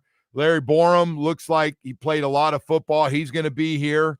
But after that, with Meyer and Eichenberg both hurt, who else you feel good about as a backup offensive lineman? Well, I know Brunskill hasn't been great to this stage, but I think the time on task in the system will be useful. And I think if you had your starters in the lineup and then Brunskill had to step in to any of the interior trio spots amongst the starters and not playing with the rest of a backup offensive line, in which 60% of it in the preseason wasn't playing as the second string because either Borum was up with the ones, or as you mentioned, probably two of your top 8 and 2 of your top 3 or 4 backups have not been participating with Eichenberg and Meyer. I think Brunskill would be fine. So I think that gives you a swing tackle in Borum. It gives you an interior flex guy in Brunskill that if he's playing with starters, I think you can get by with and feel okay. And I thought Keon Smith really saved himself there with that last preseason game, because I thought he had a pretty rough summer, but once they kind of just let him take those tackle reps in that last preseason game against Jacksonville, I thought that was his best showing. And if he's your 4th offensive tackle, I think you let him stay at tackle. I know they've been trying to push the position flex thing with him. I think you could say, okay, we're pretty invested here. Looks like he's maybe getting his footing. Let's not move him around the bunch and interrupt whatever progress he's making back from his injury. So you still believe, getting back to what everybody's talking and writing about here in town, they still pick up a lineman or two? Would you be surprised, or trade for one today? I'd kind of be surprised, just because you have this scarcity of it that exists across the entirety of the league. Okay. And, the ones that are available, there's red tape in some way, shape, or form. And the ones that aren't available are not available for reasons, because the ones everybody wants to keep. So I kind of the mystery here is what the return timeline looks like for Meyer and Eichenberg.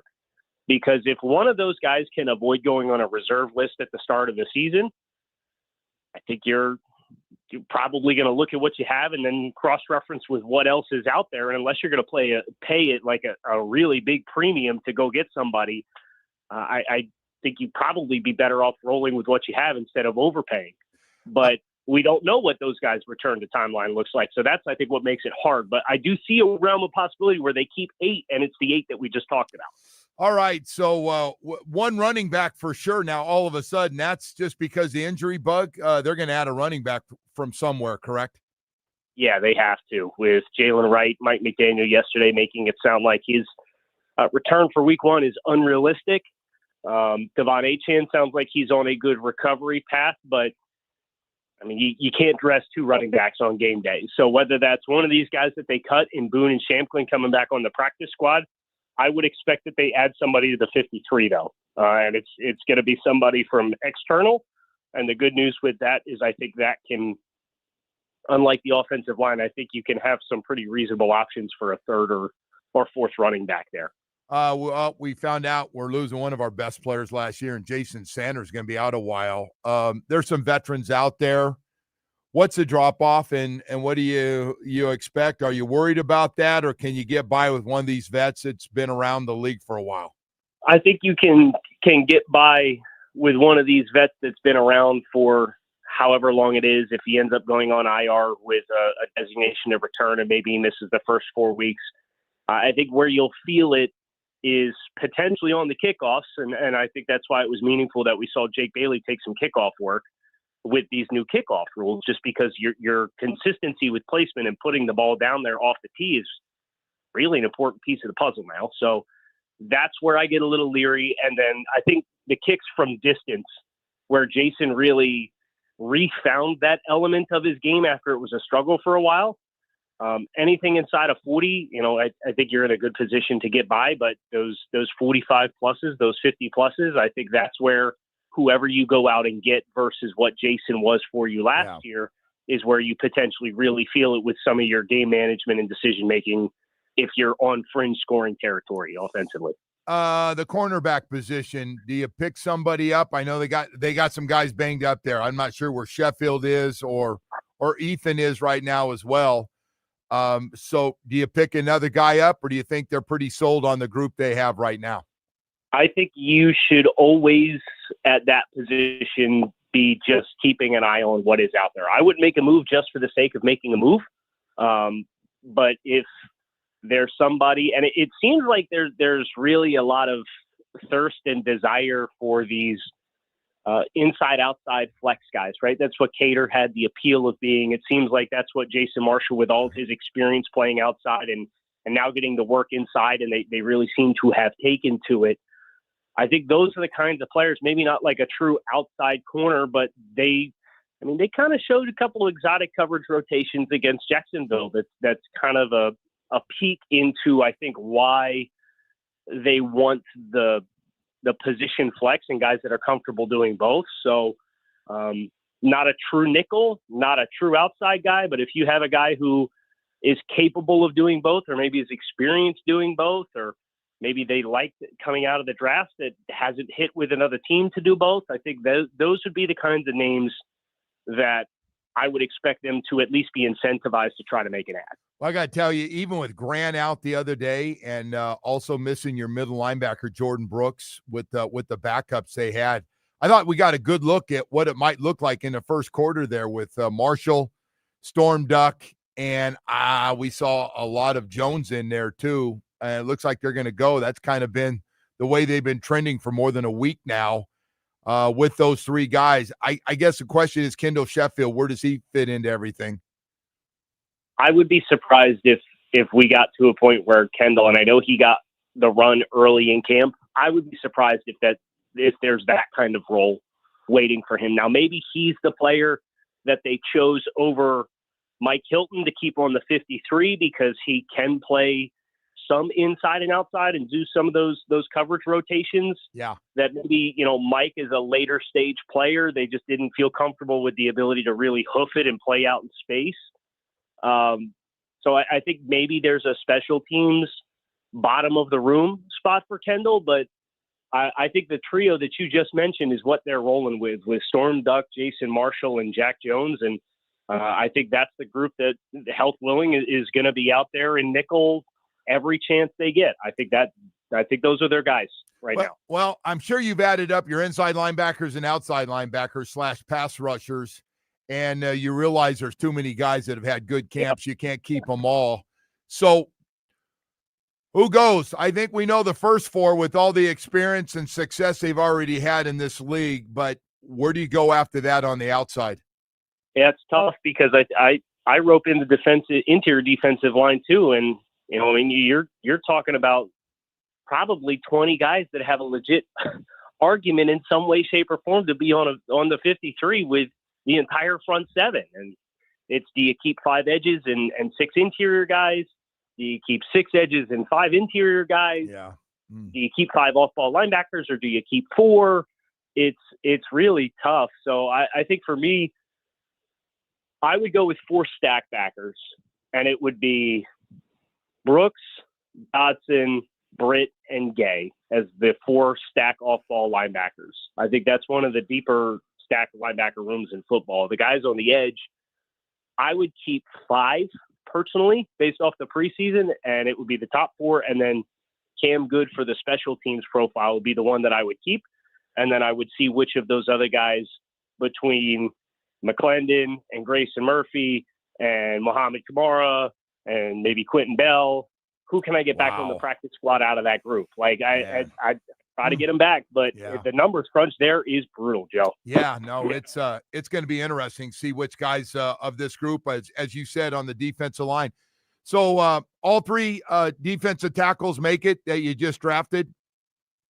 I think so. I think there's enough there should be enough enthusiasm for Zeke Biggers. And look, if we're being honest, a big piece of this offseason puzzle was kind of recalibrating your books, rebalancing what your long-term scope and outlook looks like. And it's got a 4-year cost-controlled contract as a 7th-round rookie. Those are the kinds of players, if they're on the bubble, you can certainly take into account, what does a vet minimum player look like for the next 4 years versus what this 7th-round rookie contract costs? Yeah. And if we think we can develop him at all, which they should feel a lot of confidence with based on how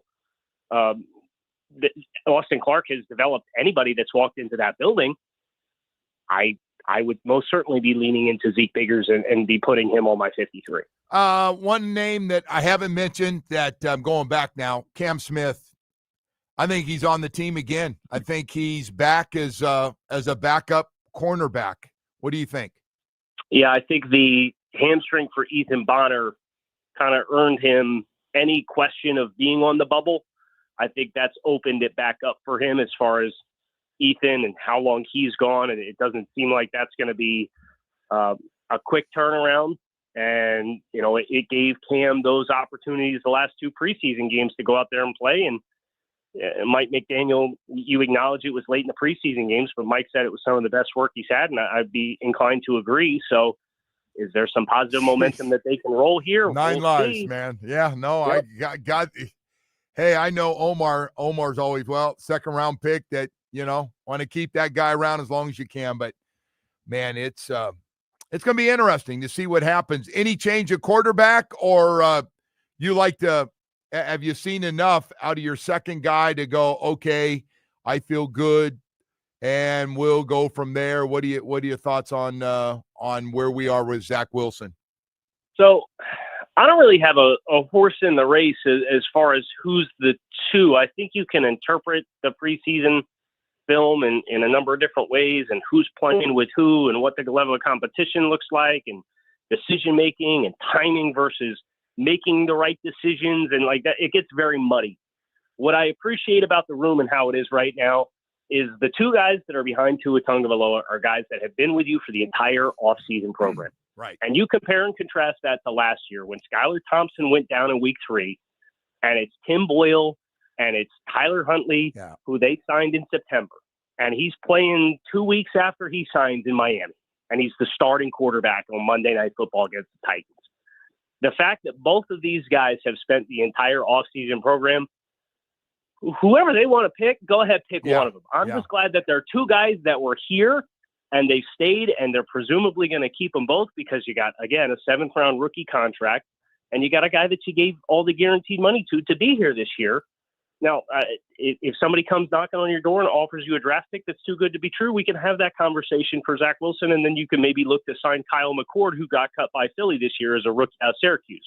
But I don't think that's going to happen, so I'm going to lock and load with the 3 you got. I agree. Hey, last one. If there's one rookie, and by the way, the rookie class looks like we're going to have a lot of guys. 5 guys I got either starting or playing a lot of football on offense and defense, but I do want to ask you about one of those 5 guys. Ollie Gordon II has earned, in my opinion, not only a chance because of these injuries, obviously, to get some carries in that first game against the Colts. You agree? I mean, Joe, I think he's shown in the preseason he's an embodiment of all the things and talking points that are narratives and that's right, storylines about the Dolphins that you don't have enough of, right? You don't have a physical running presence. You don't have physicality in your offense. You can't run between the tackles. This is what this guy does. Yeah. And he's looked outstanding. And you were up on your soapbox on some clip I saw on social media talking about that rep he took in pass pro where he took that hit off of Tua, stepping up, taking that linebacker running through. And I think you're on the money. And I think that running back element in pass protection, do I expect it to be perfect for Ollie right away? No, it's preseason reps. You're going to get when you're playing for keeps, and it's going to be a little different. You might make some mistakes, but they don't really have a back that's proven in pass protection, and that guy was Raheem Mostert last year. Yeah, and by the way, his runs are just physical. I mean, the sound you hear when he hits a guy after a carry at the end of it just unloads his shoulder pads. It's just yep. Yeah, so hey, Kyle, thanks, man. I kept you a little longer to get through this whole thing. I really appreciate it. A lot of good stuff this morning, man. I can't wait to see what's going to happen today. It's going to be a fun day to see what's going on. Yep, be sure to buckle in. We'll get this 53 at 4 p.m. and then see if we get any waiver claims tomorrow. Yeah, sounds good. Hey, Kyle, thanks. Thanks, Joe. All right, Kyle Krabs, Locked On Dolphins and NFL analyst for A to Z Sports. We're going to go to break here, run a little bit too long. We got a lot more stuff. Brian, Monroe County, Hurricanes countdown to kickoff. Co-host, along with Woody, going to join us. We're going to talk to Monroe County here at 9 o'clock about big game Sunday night. Stay with us. We'll be back in a moment. 104.3 FM.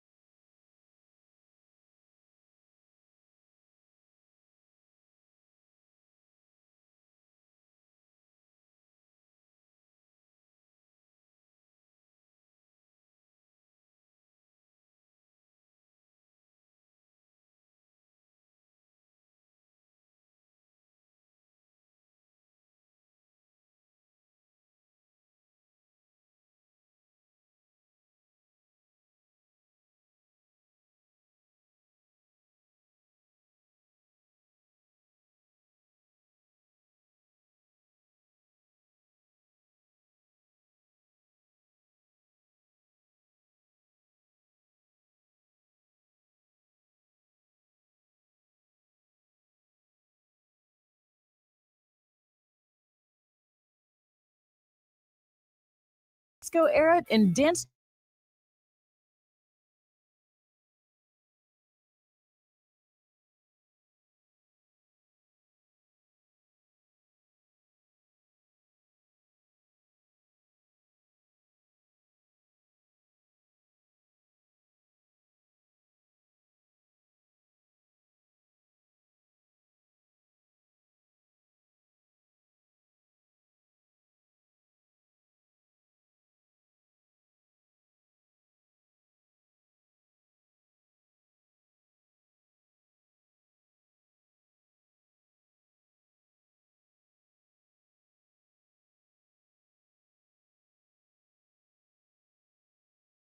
A running back, a field goal kicker.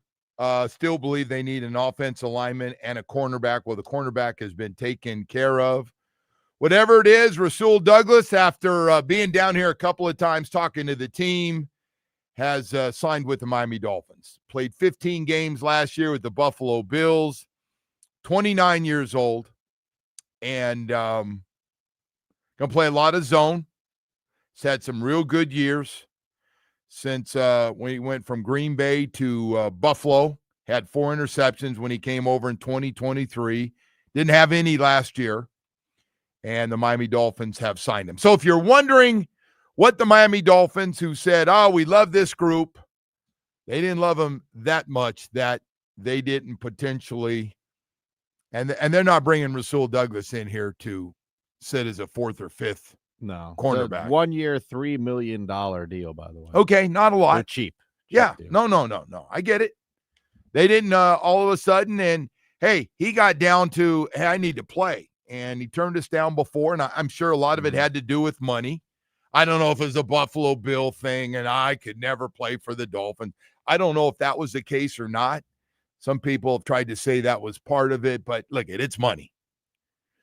And you get down, and Stephon Gilmore's in the same boat, and so there's a couple other guys like, all right, what am I going to do? I want to play. $3 million is a lot of money with incentives. So keep your career going, have a good year. You make more, still young enough. So Rasul Douglas will now join Storm Duck, Jack Jones, and we'll see what happens. Marshall on the inside as well.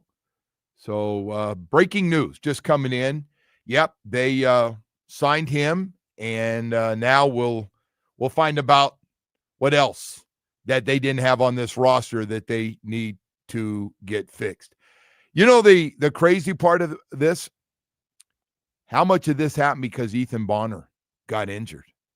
How much of this is because he pulled that hamstring, maybe ripped it? We don't know. They're not going to say. They said it's a hamstring, but they obviously did not like what they had because they could end up going with, at some point it could be, Rasul's coming in here to play. He's not coming in here to be a backup or to run around on special teams. He's going to be playing. So anyway, that's the news, and adding a little more depth to this. And they made it clear from day one that was kind of their target. That Rasul thing has been their target all along. That's the guy that they wanted to get. And I think everybody knew it pretty much had to do with money. Rasul Douglas trying to get another payday, big payday. I get it.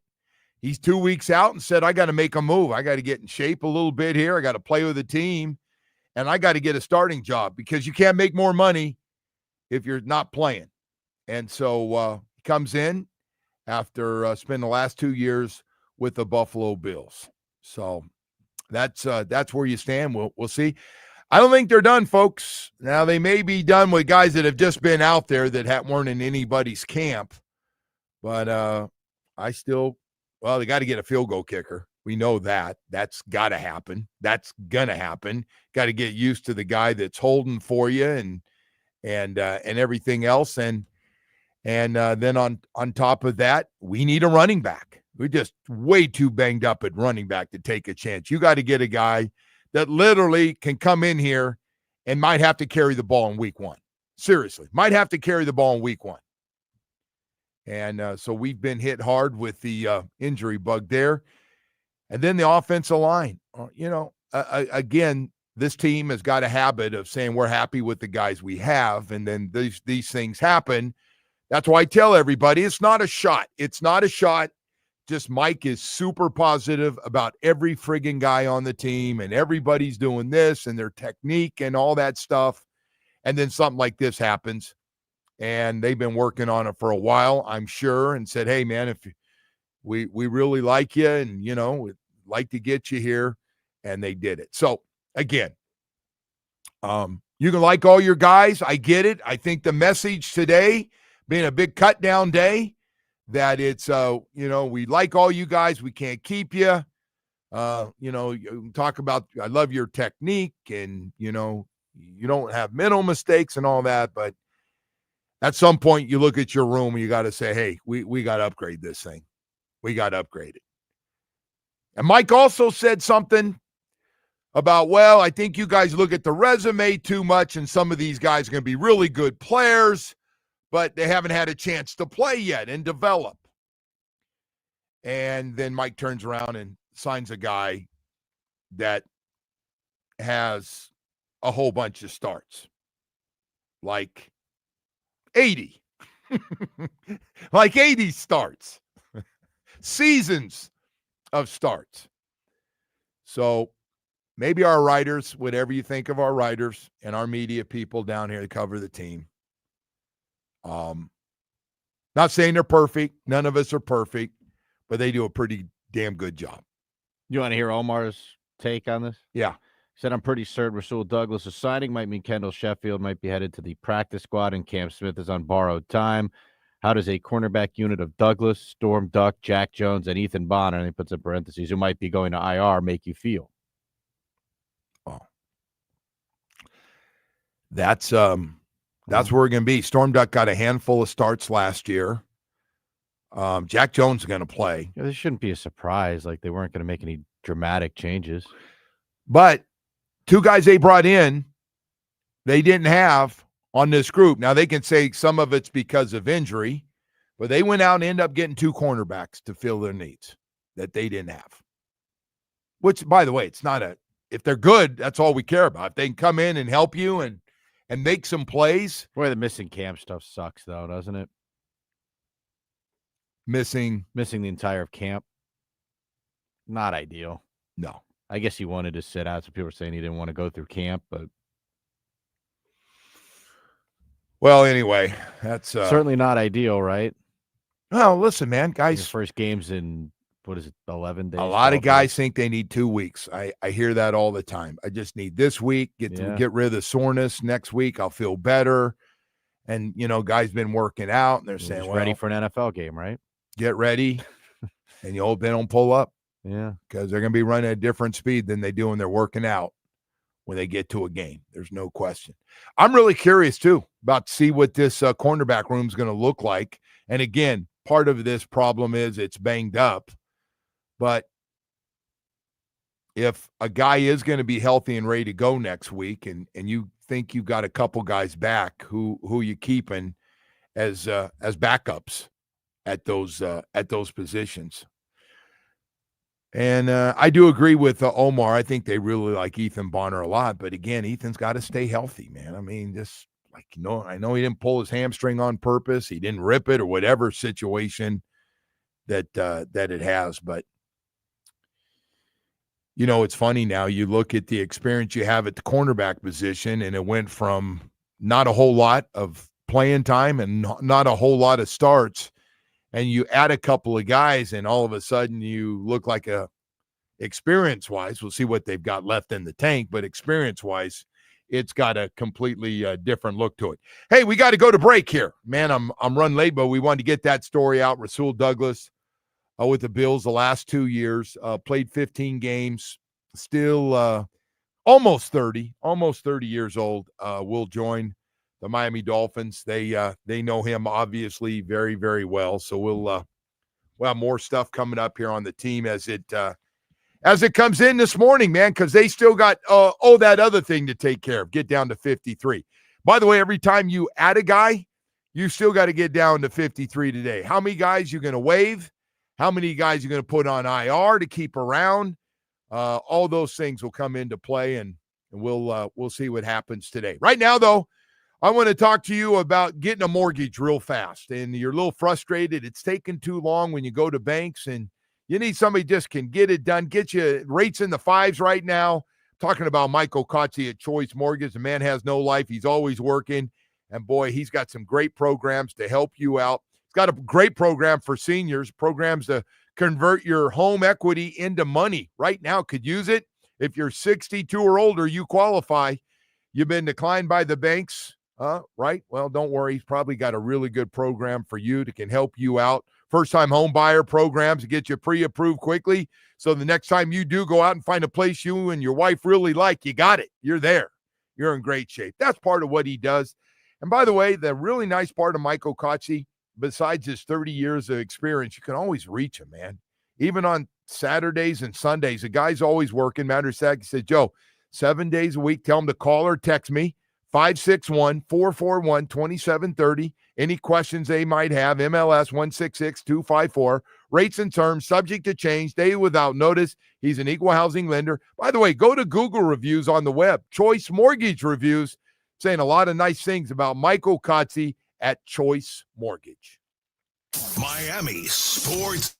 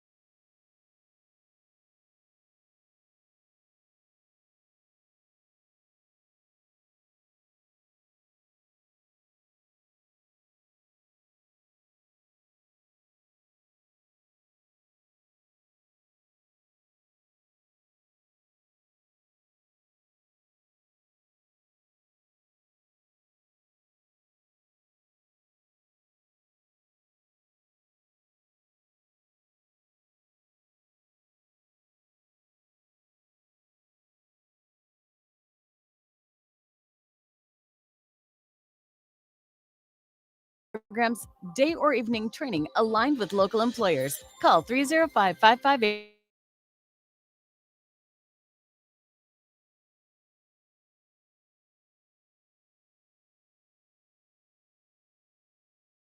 Shows, same great games. Plus, you can use the rewind.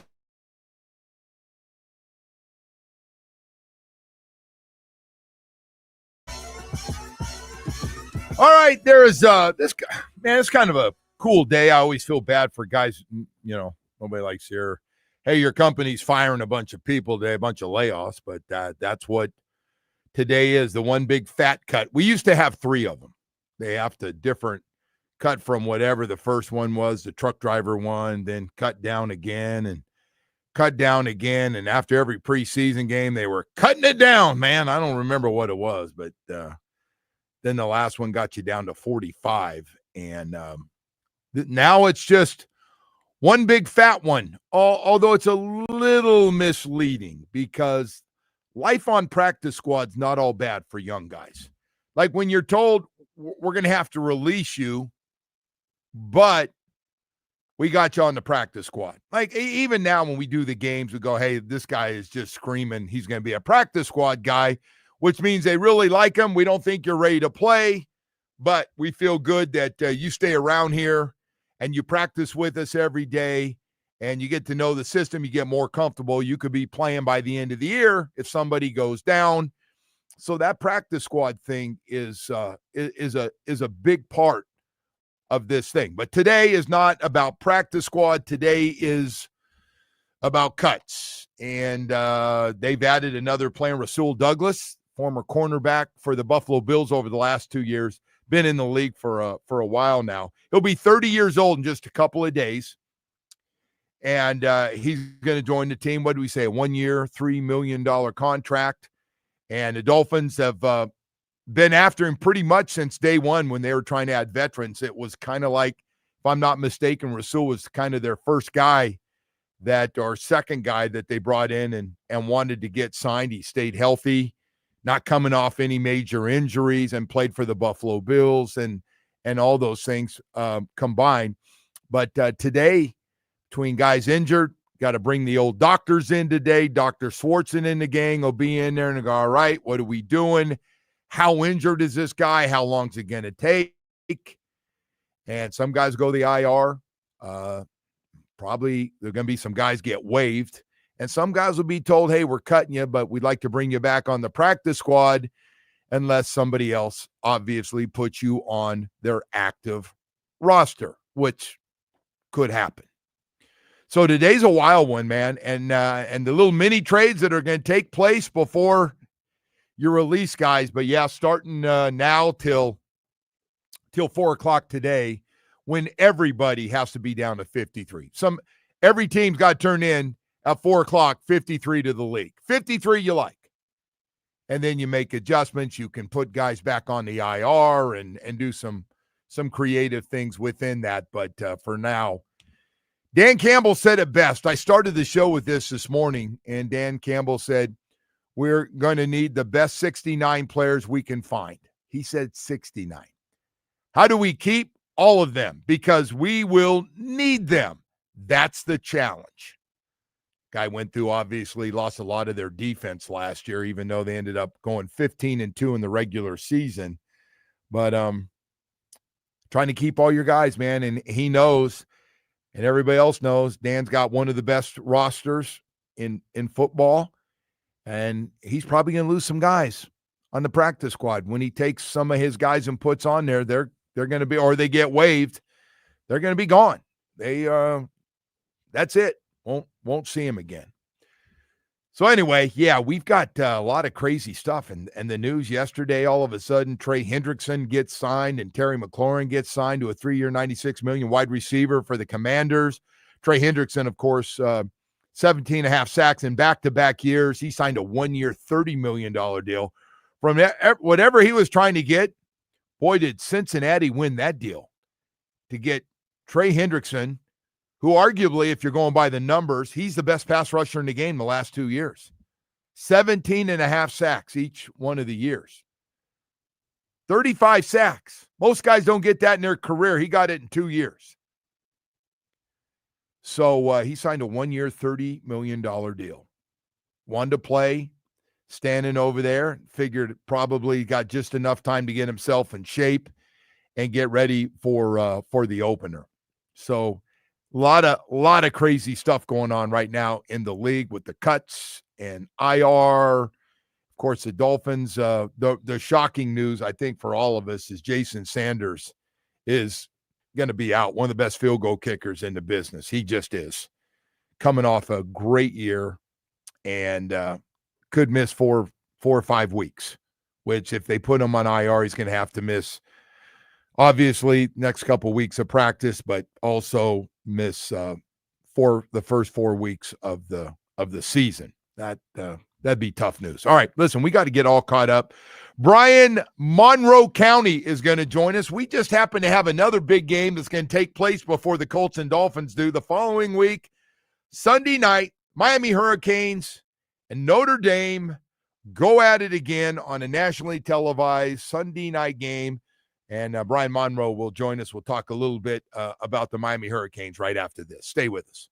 Sports lives here.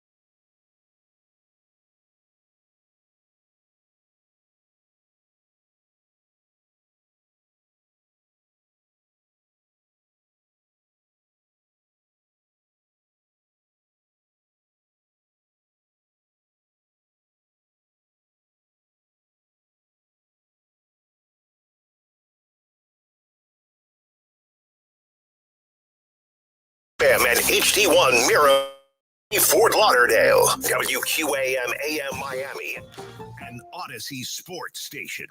Home of the 3-time NBA champion Miami Heat, the 5-time national champion Miami Hurricanes, and Miami Hurricanes basketball. Powered by Anajar and Levine Accident Attorneys. Call 1-800-747-FREE. That's 1-800-747-3733. This update is brought to you by Doral Hyundai, the number one Hyundai store in the nation. Just went full beast mode. Doral Hyundai, where the deals are monstrous and the prices don't survive. No one sells for less. No one, starting with the Canes. We'll continue their prep for Sunday's top 10 showdown with Notre Dame. Sunday's game kicks at 7:30 from Hard Rock. Can be heard right here on 104.3 WQAM with our countdown to kickoff beginning at 3. Over to the Dolphins, who will make their final cuts to the roster today.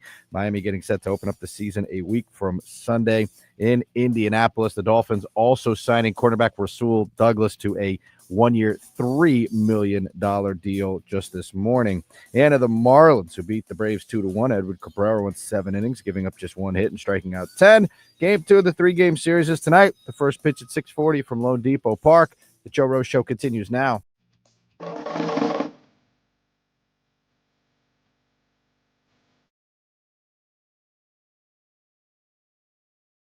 And it is time to head out to the Toyota of Hollywood hotline. Shop over 2,000 Toyotas on sale at one location, Toyota of Hollywood on 441 between Hollywood and Sheridan, toyotaofhollywood.com. All right, Woody, thank you so much.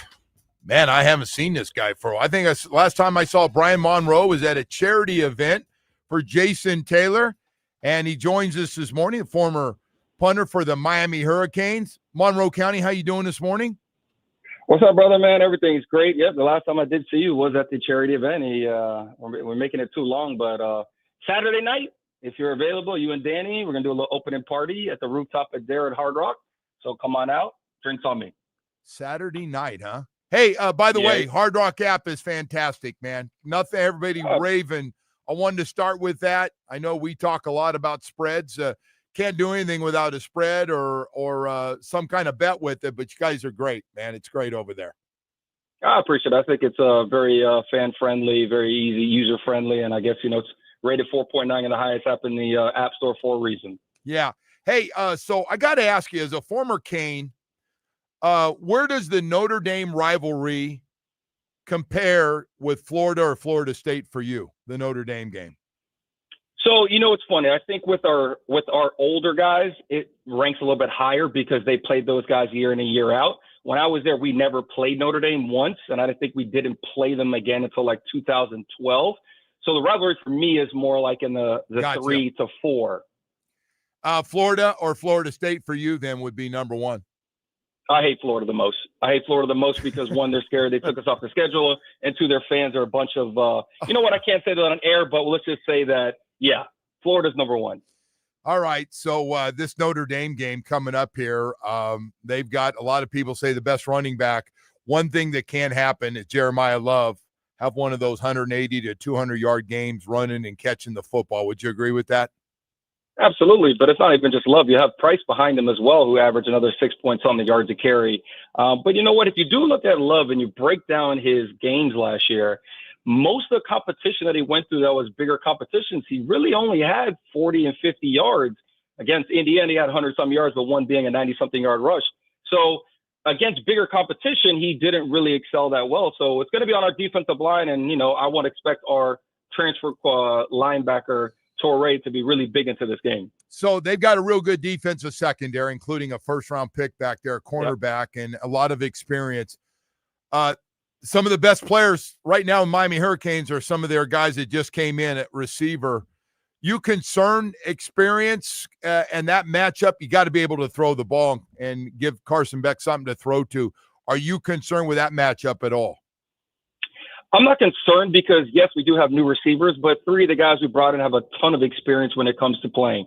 I mean, you talk about Tony Johnson come from Cincinnati, C.J. Daniels, LSU and Liberty, and then you got Marianne, who is an All-American kick returner, has played a bunch of ball as well. So when it comes down to it, I'm not really concerned when it comes to experience. It's more of like the bright lights, right? When it comes to that 3rd and 1, will you make the catch? We don't have a guy that we can say we can go to. Last year, no matter what, X on 3rd down was going to make the catch. Is that going to be a JoJo Trader? Is that going to be a Daniels? The kid I really love that everyone keeps talking about, obviously, is Malachi Tony. I mean, this kid is beyond his years. He's built like he should be already a junior. His understanding of spacing on offense. I'm curious to see by the end of the season, is he that go-to guy that you can say that third down, he's going to make the catch? Yeah, man, I've been talking about that. That guy is not acting like a true freshman that graduated early to go to spring football. You're exactly right. He just seems like he catches everything. He's got a real good feel for the game. I'm with you. I think the other thing, who's going to have better offensive line? I know Notre Dame's got a real good O-line, and Miami's got one of the best O-lines in the country. I think a lot's going to come down who can run the ball and obviously protection as well. What do you think about this offensive line for the Canes compared to last year? RTDB, run the damn ball. I think if you can run the ball in this game, you're going to win. But if you look at our offensive line, right, we pretty much return everybody. Yes, Rivers leaves and our center leaves as well. But you go and get an experienced center in Brockenmeyer from TCU, who was previously at Alabama, so he's highly touted. And obviously anything that Mirabal and Cristobal say at the center position in the last 2 years has hit. So I'm not worried about this guy either. Then you look at Markel Bell, stepped in last year for Rivers, so he's got 5 games under his belt, and everyone just says he's gotten better. Is it going to be Ryan Rodriguez or Matthew McCoy at left guard? Not really worried there. And then you got the 2 guys on the right-hand side. One is the biggest trash talker on the team, Inez Cooper, and then you got Francis, who's going to be arguably top 10, top 5, top 15 pick. I'm honestly not worried about the offensive line. I think that's what's going to carry this team because, everyone kept talking about Cam Ward, turnover prone, fumbles too much, small hands. And I was like, yeah, but look at the offensive line he has at Washington State. Carson Beck, coming off of, I'm doing air quotes, a bad year at Georgia, still would have been second most yards in the last 25 years at Miami Hurricanes for a quarterback. I just think that he's going to be comfortable back there. I think he's going to have a great offense with Dawson, things that he's comfortable with, quick game, getting the ball out of his hands. I can see him taking the next step, maybe not like Cam Ward, but to excel back into that first round. This is also the front 7 defensively. Unless I'm really missing on something, this is about the best I felt about a front 7 in a long, long time. Now, I know we're asking a couple of guys. Justin Scott's got to step up. Ahmad Moten's got to be more consistent, can't make a splash play and then open a big hole. He's got to be more consistent point of attack at 320 pounds. But I like those guys, man. This is a big year for all those guys. What do you think?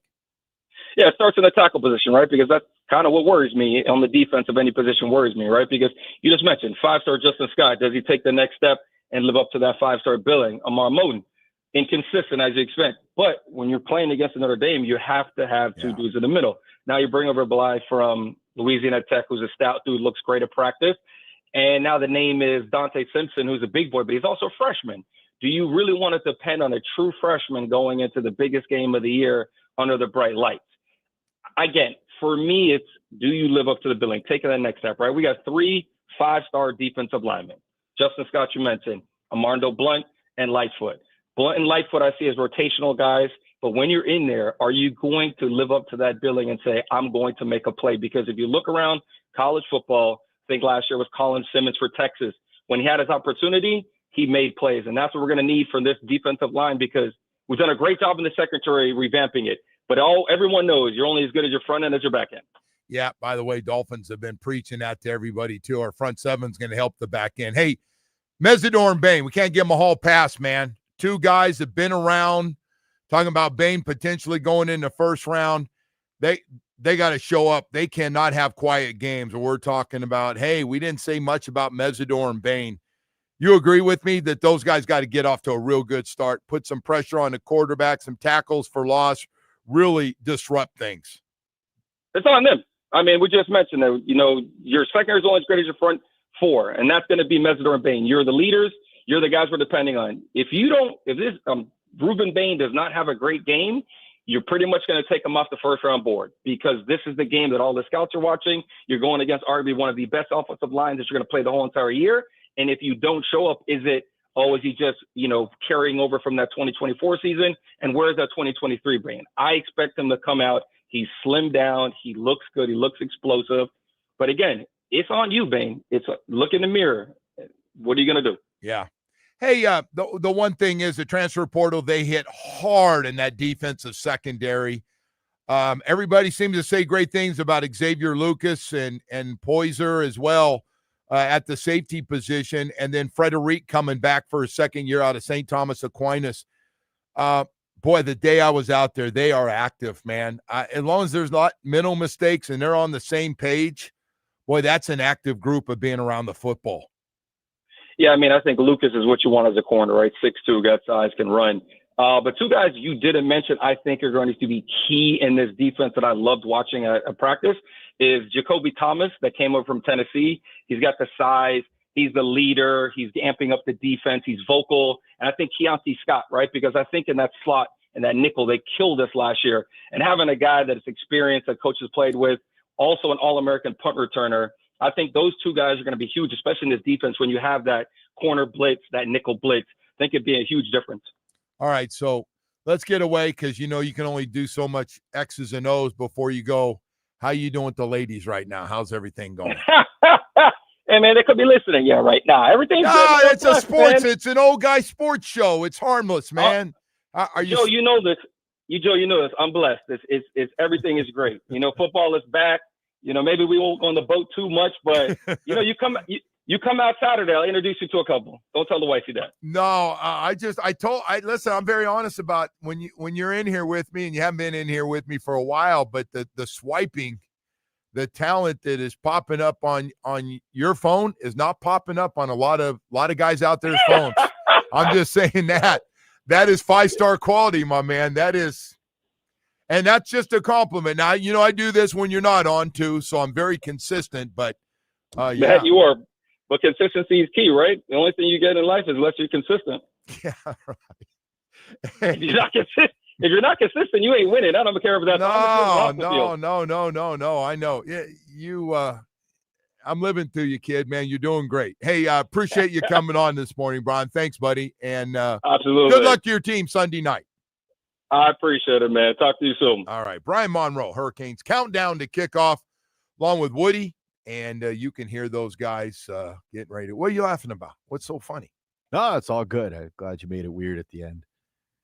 Wasn't weird. How you doing with the ladies? By the way, I lived through him too, so you don't have to feel bad about that. He shows me stuff. I got to tell you, man, I'll hide it. Like, so my wife met him, and we were talking. I said, "Now you see this guy talk about that's single." And what'd she say? They line up the same. He's a good-looking guy. Yeah. I introduced my wife too, but just once. Just once. Hey, man. And nothing wrong between he and Omar. I just get a little older version with Omar too, man. I tell you what. I don't think Omar's got the same batting average. Oh, no. The girls are – no. He got – hey, I got to tell you, whatever you think of Omar, Omar's got a lot of women swiping back. It's not a one-way swipe, and he's like, hey, anybody home? I mean, they're knocking on the door. This is like they're knocking on the door. But Monroe is like he's the Mahomes of this whole thing, well, and Omar's like Joe Flacco. No, he's not Joe Flacco. Well, he's older, is what I'm saying. He's like I don't know, Tua. He's middle of the road. Why you get Tua in this thing today? I mean, we're doing. I was trying to think of a name. Cut downs, and you go Tua. Maybe he's more like Joe Burrow. He's just on the outside. I saw Tua's beautiful wife and kids at the game, and sitting in there, not too far from where we do the games. You leave them alone, hopefully. Yeah, I don't talk. I leave everybody alone. I've learned to shut up sometimes. Hey, we got to go to break here. We got a lot more stuff coming up. Jimmy Johnson going to join us. We're going to have Jimmy coming up for you in a little while as well. Get his take on Miami Hurricanes and today as well. Big cut down date for the National Football League today at 4:00. Everybody's got to be down to 53 through waivers and through reserves and everything else. Trades will be popping up today. It's going to be a wild day. Wild day for everybody. There'll be some names out there. You'll be surprised, and we'll see what happens. I do want to take a moment right now to tell you about your South Florida Chevy dealers. Boy, I'll tell you what, never look better than what's going on at your South Florida Chevy dealers right now. And I got to tell you, it all starts for me with the SUV family. Man, is it hot. Yeah, I talk about the Tahoes and I talk about the Suburbans way too much, but there are big, comfortable, you need unlimited space for the kids and everything else, or you're going on a little trip and you need that extra space, you will not beat a 2025 Tahoe or Suburban. Got everything you need. But let's talk about the midsize SUVs. The all-new Equinox, man, the convenient driver tech. Not only that, but smart sound, practical dependability, and plenty of space for you and your family. Electric Equinox SUV.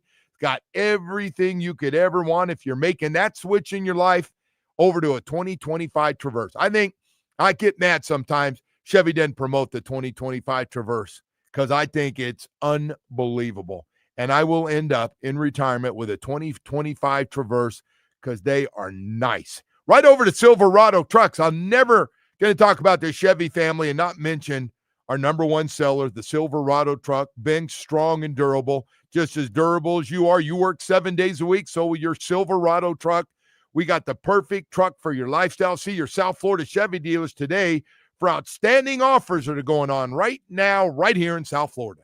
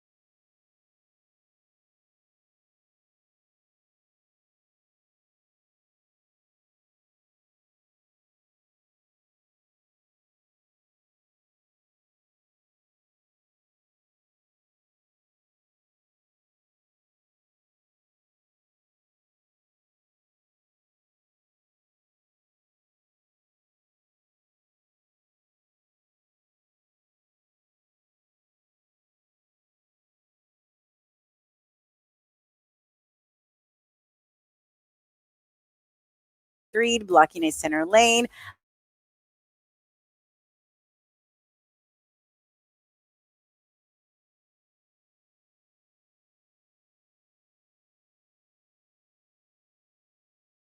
Sports training camp coverage is brought to you nationally by Geico. Switch and save. Get more with Geico.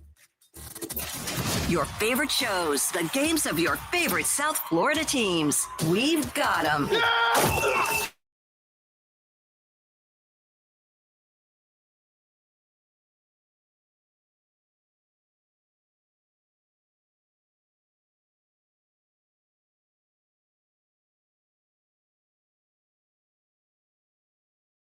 To it here. How about a little giveaway? You all right with that? Yeah, we haven't done a giveaway today. We have not done a giveaway. What did Lynn set up for us? Anything good? Always good when he's on it, Joe. The Miami International Auto Show is coming to the Miami Beach Convention Center at the end of September.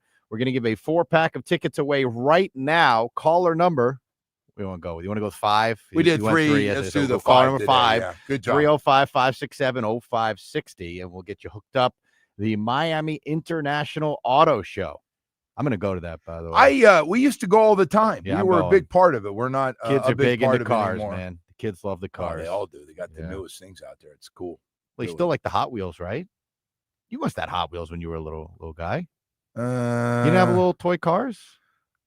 You know what I had? I had Army Men. I remember having those little they still green guys? make those? Yeah.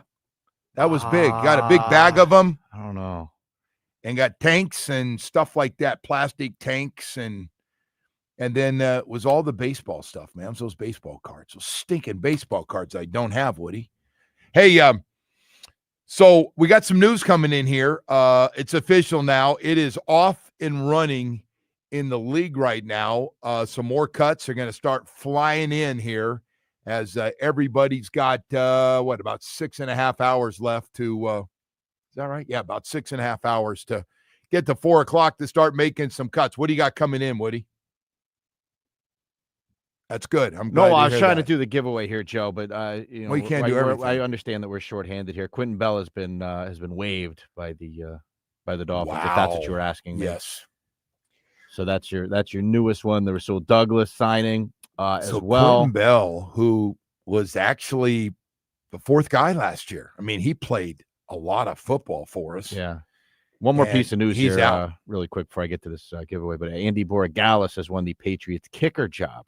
Everybody thought he might not get it after getting drafted. Listen, when you get drafted as a kicker, you better be really bad, really, really bad to lose your job. So anyway, Woody, I'll let you get on with that stuff as we'll have news coming in here. We'll have for you all day on Sports Radio, WQAM 104.3. This is one more thing here really quick. This Quinshawn Judkins, did you see this? No. The Browns 2nd-round running back. They said he's trying to go back to college. Is that the guy who got a little trouble with yes, I believe he did. 2nd-round pick of Cleveland? So this would be fun to watch, by the way. I don't know if this is if you can even do something like that, but I'm guessing. Find out, I guess. So let me ask you. So he's running from his problem he has with the league to go back, and college football is going to take him? This is over what he's been accused of, right? I also don't think he signed. Yeah, but as far as he didn't put his name in time. Yeah, I don't think your time. Yeah, but I don't think they signed him yet either. I think he's having a contract situation. Oh, I don't think theirs with him was take care of your issue before we sign you. Yeah. Well, what he accused of something with his girlfriend? Domestic, something domestic. Good. Listen, man, anything domestic, even he said, she said, people, that's a freeze, man. That's like, hold on and see what happens. So, all right. So that will be interesting to see. Now he's going to try to go to back to school and see if he can work around the system and clean it up and then come back and go that way. So anyway, so far it is today, 4 o'clock, got to be down to 53. Dolphins sitting there with 6 players not ready for the opener. We'll find out what they're going to do with all 6 of them, including Eichenberg, Andrew Meyer, Jalen Wright, Ashton Davis, Jason Sanders now, which, by the way, I was not expecting your field goal kicker to be on that list, especially after the year he just had, 37 of 41, 12 50-plus yard field goals last year. You don't think he was important to the offense? It struggled at times to score. And Ethan Bonner also with a hamstring. And again, I don't know how serious it is. I know those things don't heal overnight. So then on top of that, Rasul Douglas is now taking over. He'll be 30 in a couple days. Former cornerback with the Buffalo Bills will now be, and I'm guessing he didn't come down here to be a backup. Would you agree? He is here to play. So what happens to Jack Jones or Storm Duck, who looked like they were going to be the starters, and then what happens to Marshall in the slot? So those are and listen, honestly, you need extra guys. There's no question about that. And then today we find out the truth about how they feel about the rest of that cornerback room that they have said nothing but great things about all camp. I call one thing about the 53-man roster, it's the truth. You can tell me anything you want. You can be super positive, but you'll tell me everything I need to know when you put out your 53-man roster, right? Oh, we love this guy. You guys don't see what he does. You don't see it. You guys are only looking at experience and pop, pop, pop, pop, pop. All that matters today is not what a writer says or what a coach has been saying or a general manager has been saying. Today, you speak when you put together your 53-man roster. It's really, I've been saying this, like, hey, man, it's great. Say nice things. Mike is super positive about everything and on that team. And today is the truth. Today is the truth. The guy's going out the door. It is the big cut of the season. In other businesses, you've been fired, you've been released. But today you find out the truth once this 53 gets going, and then everything else around the 53-man roster as well, which includes guys going on reserve, guys getting cut and then getting picked back up. Those things can happen.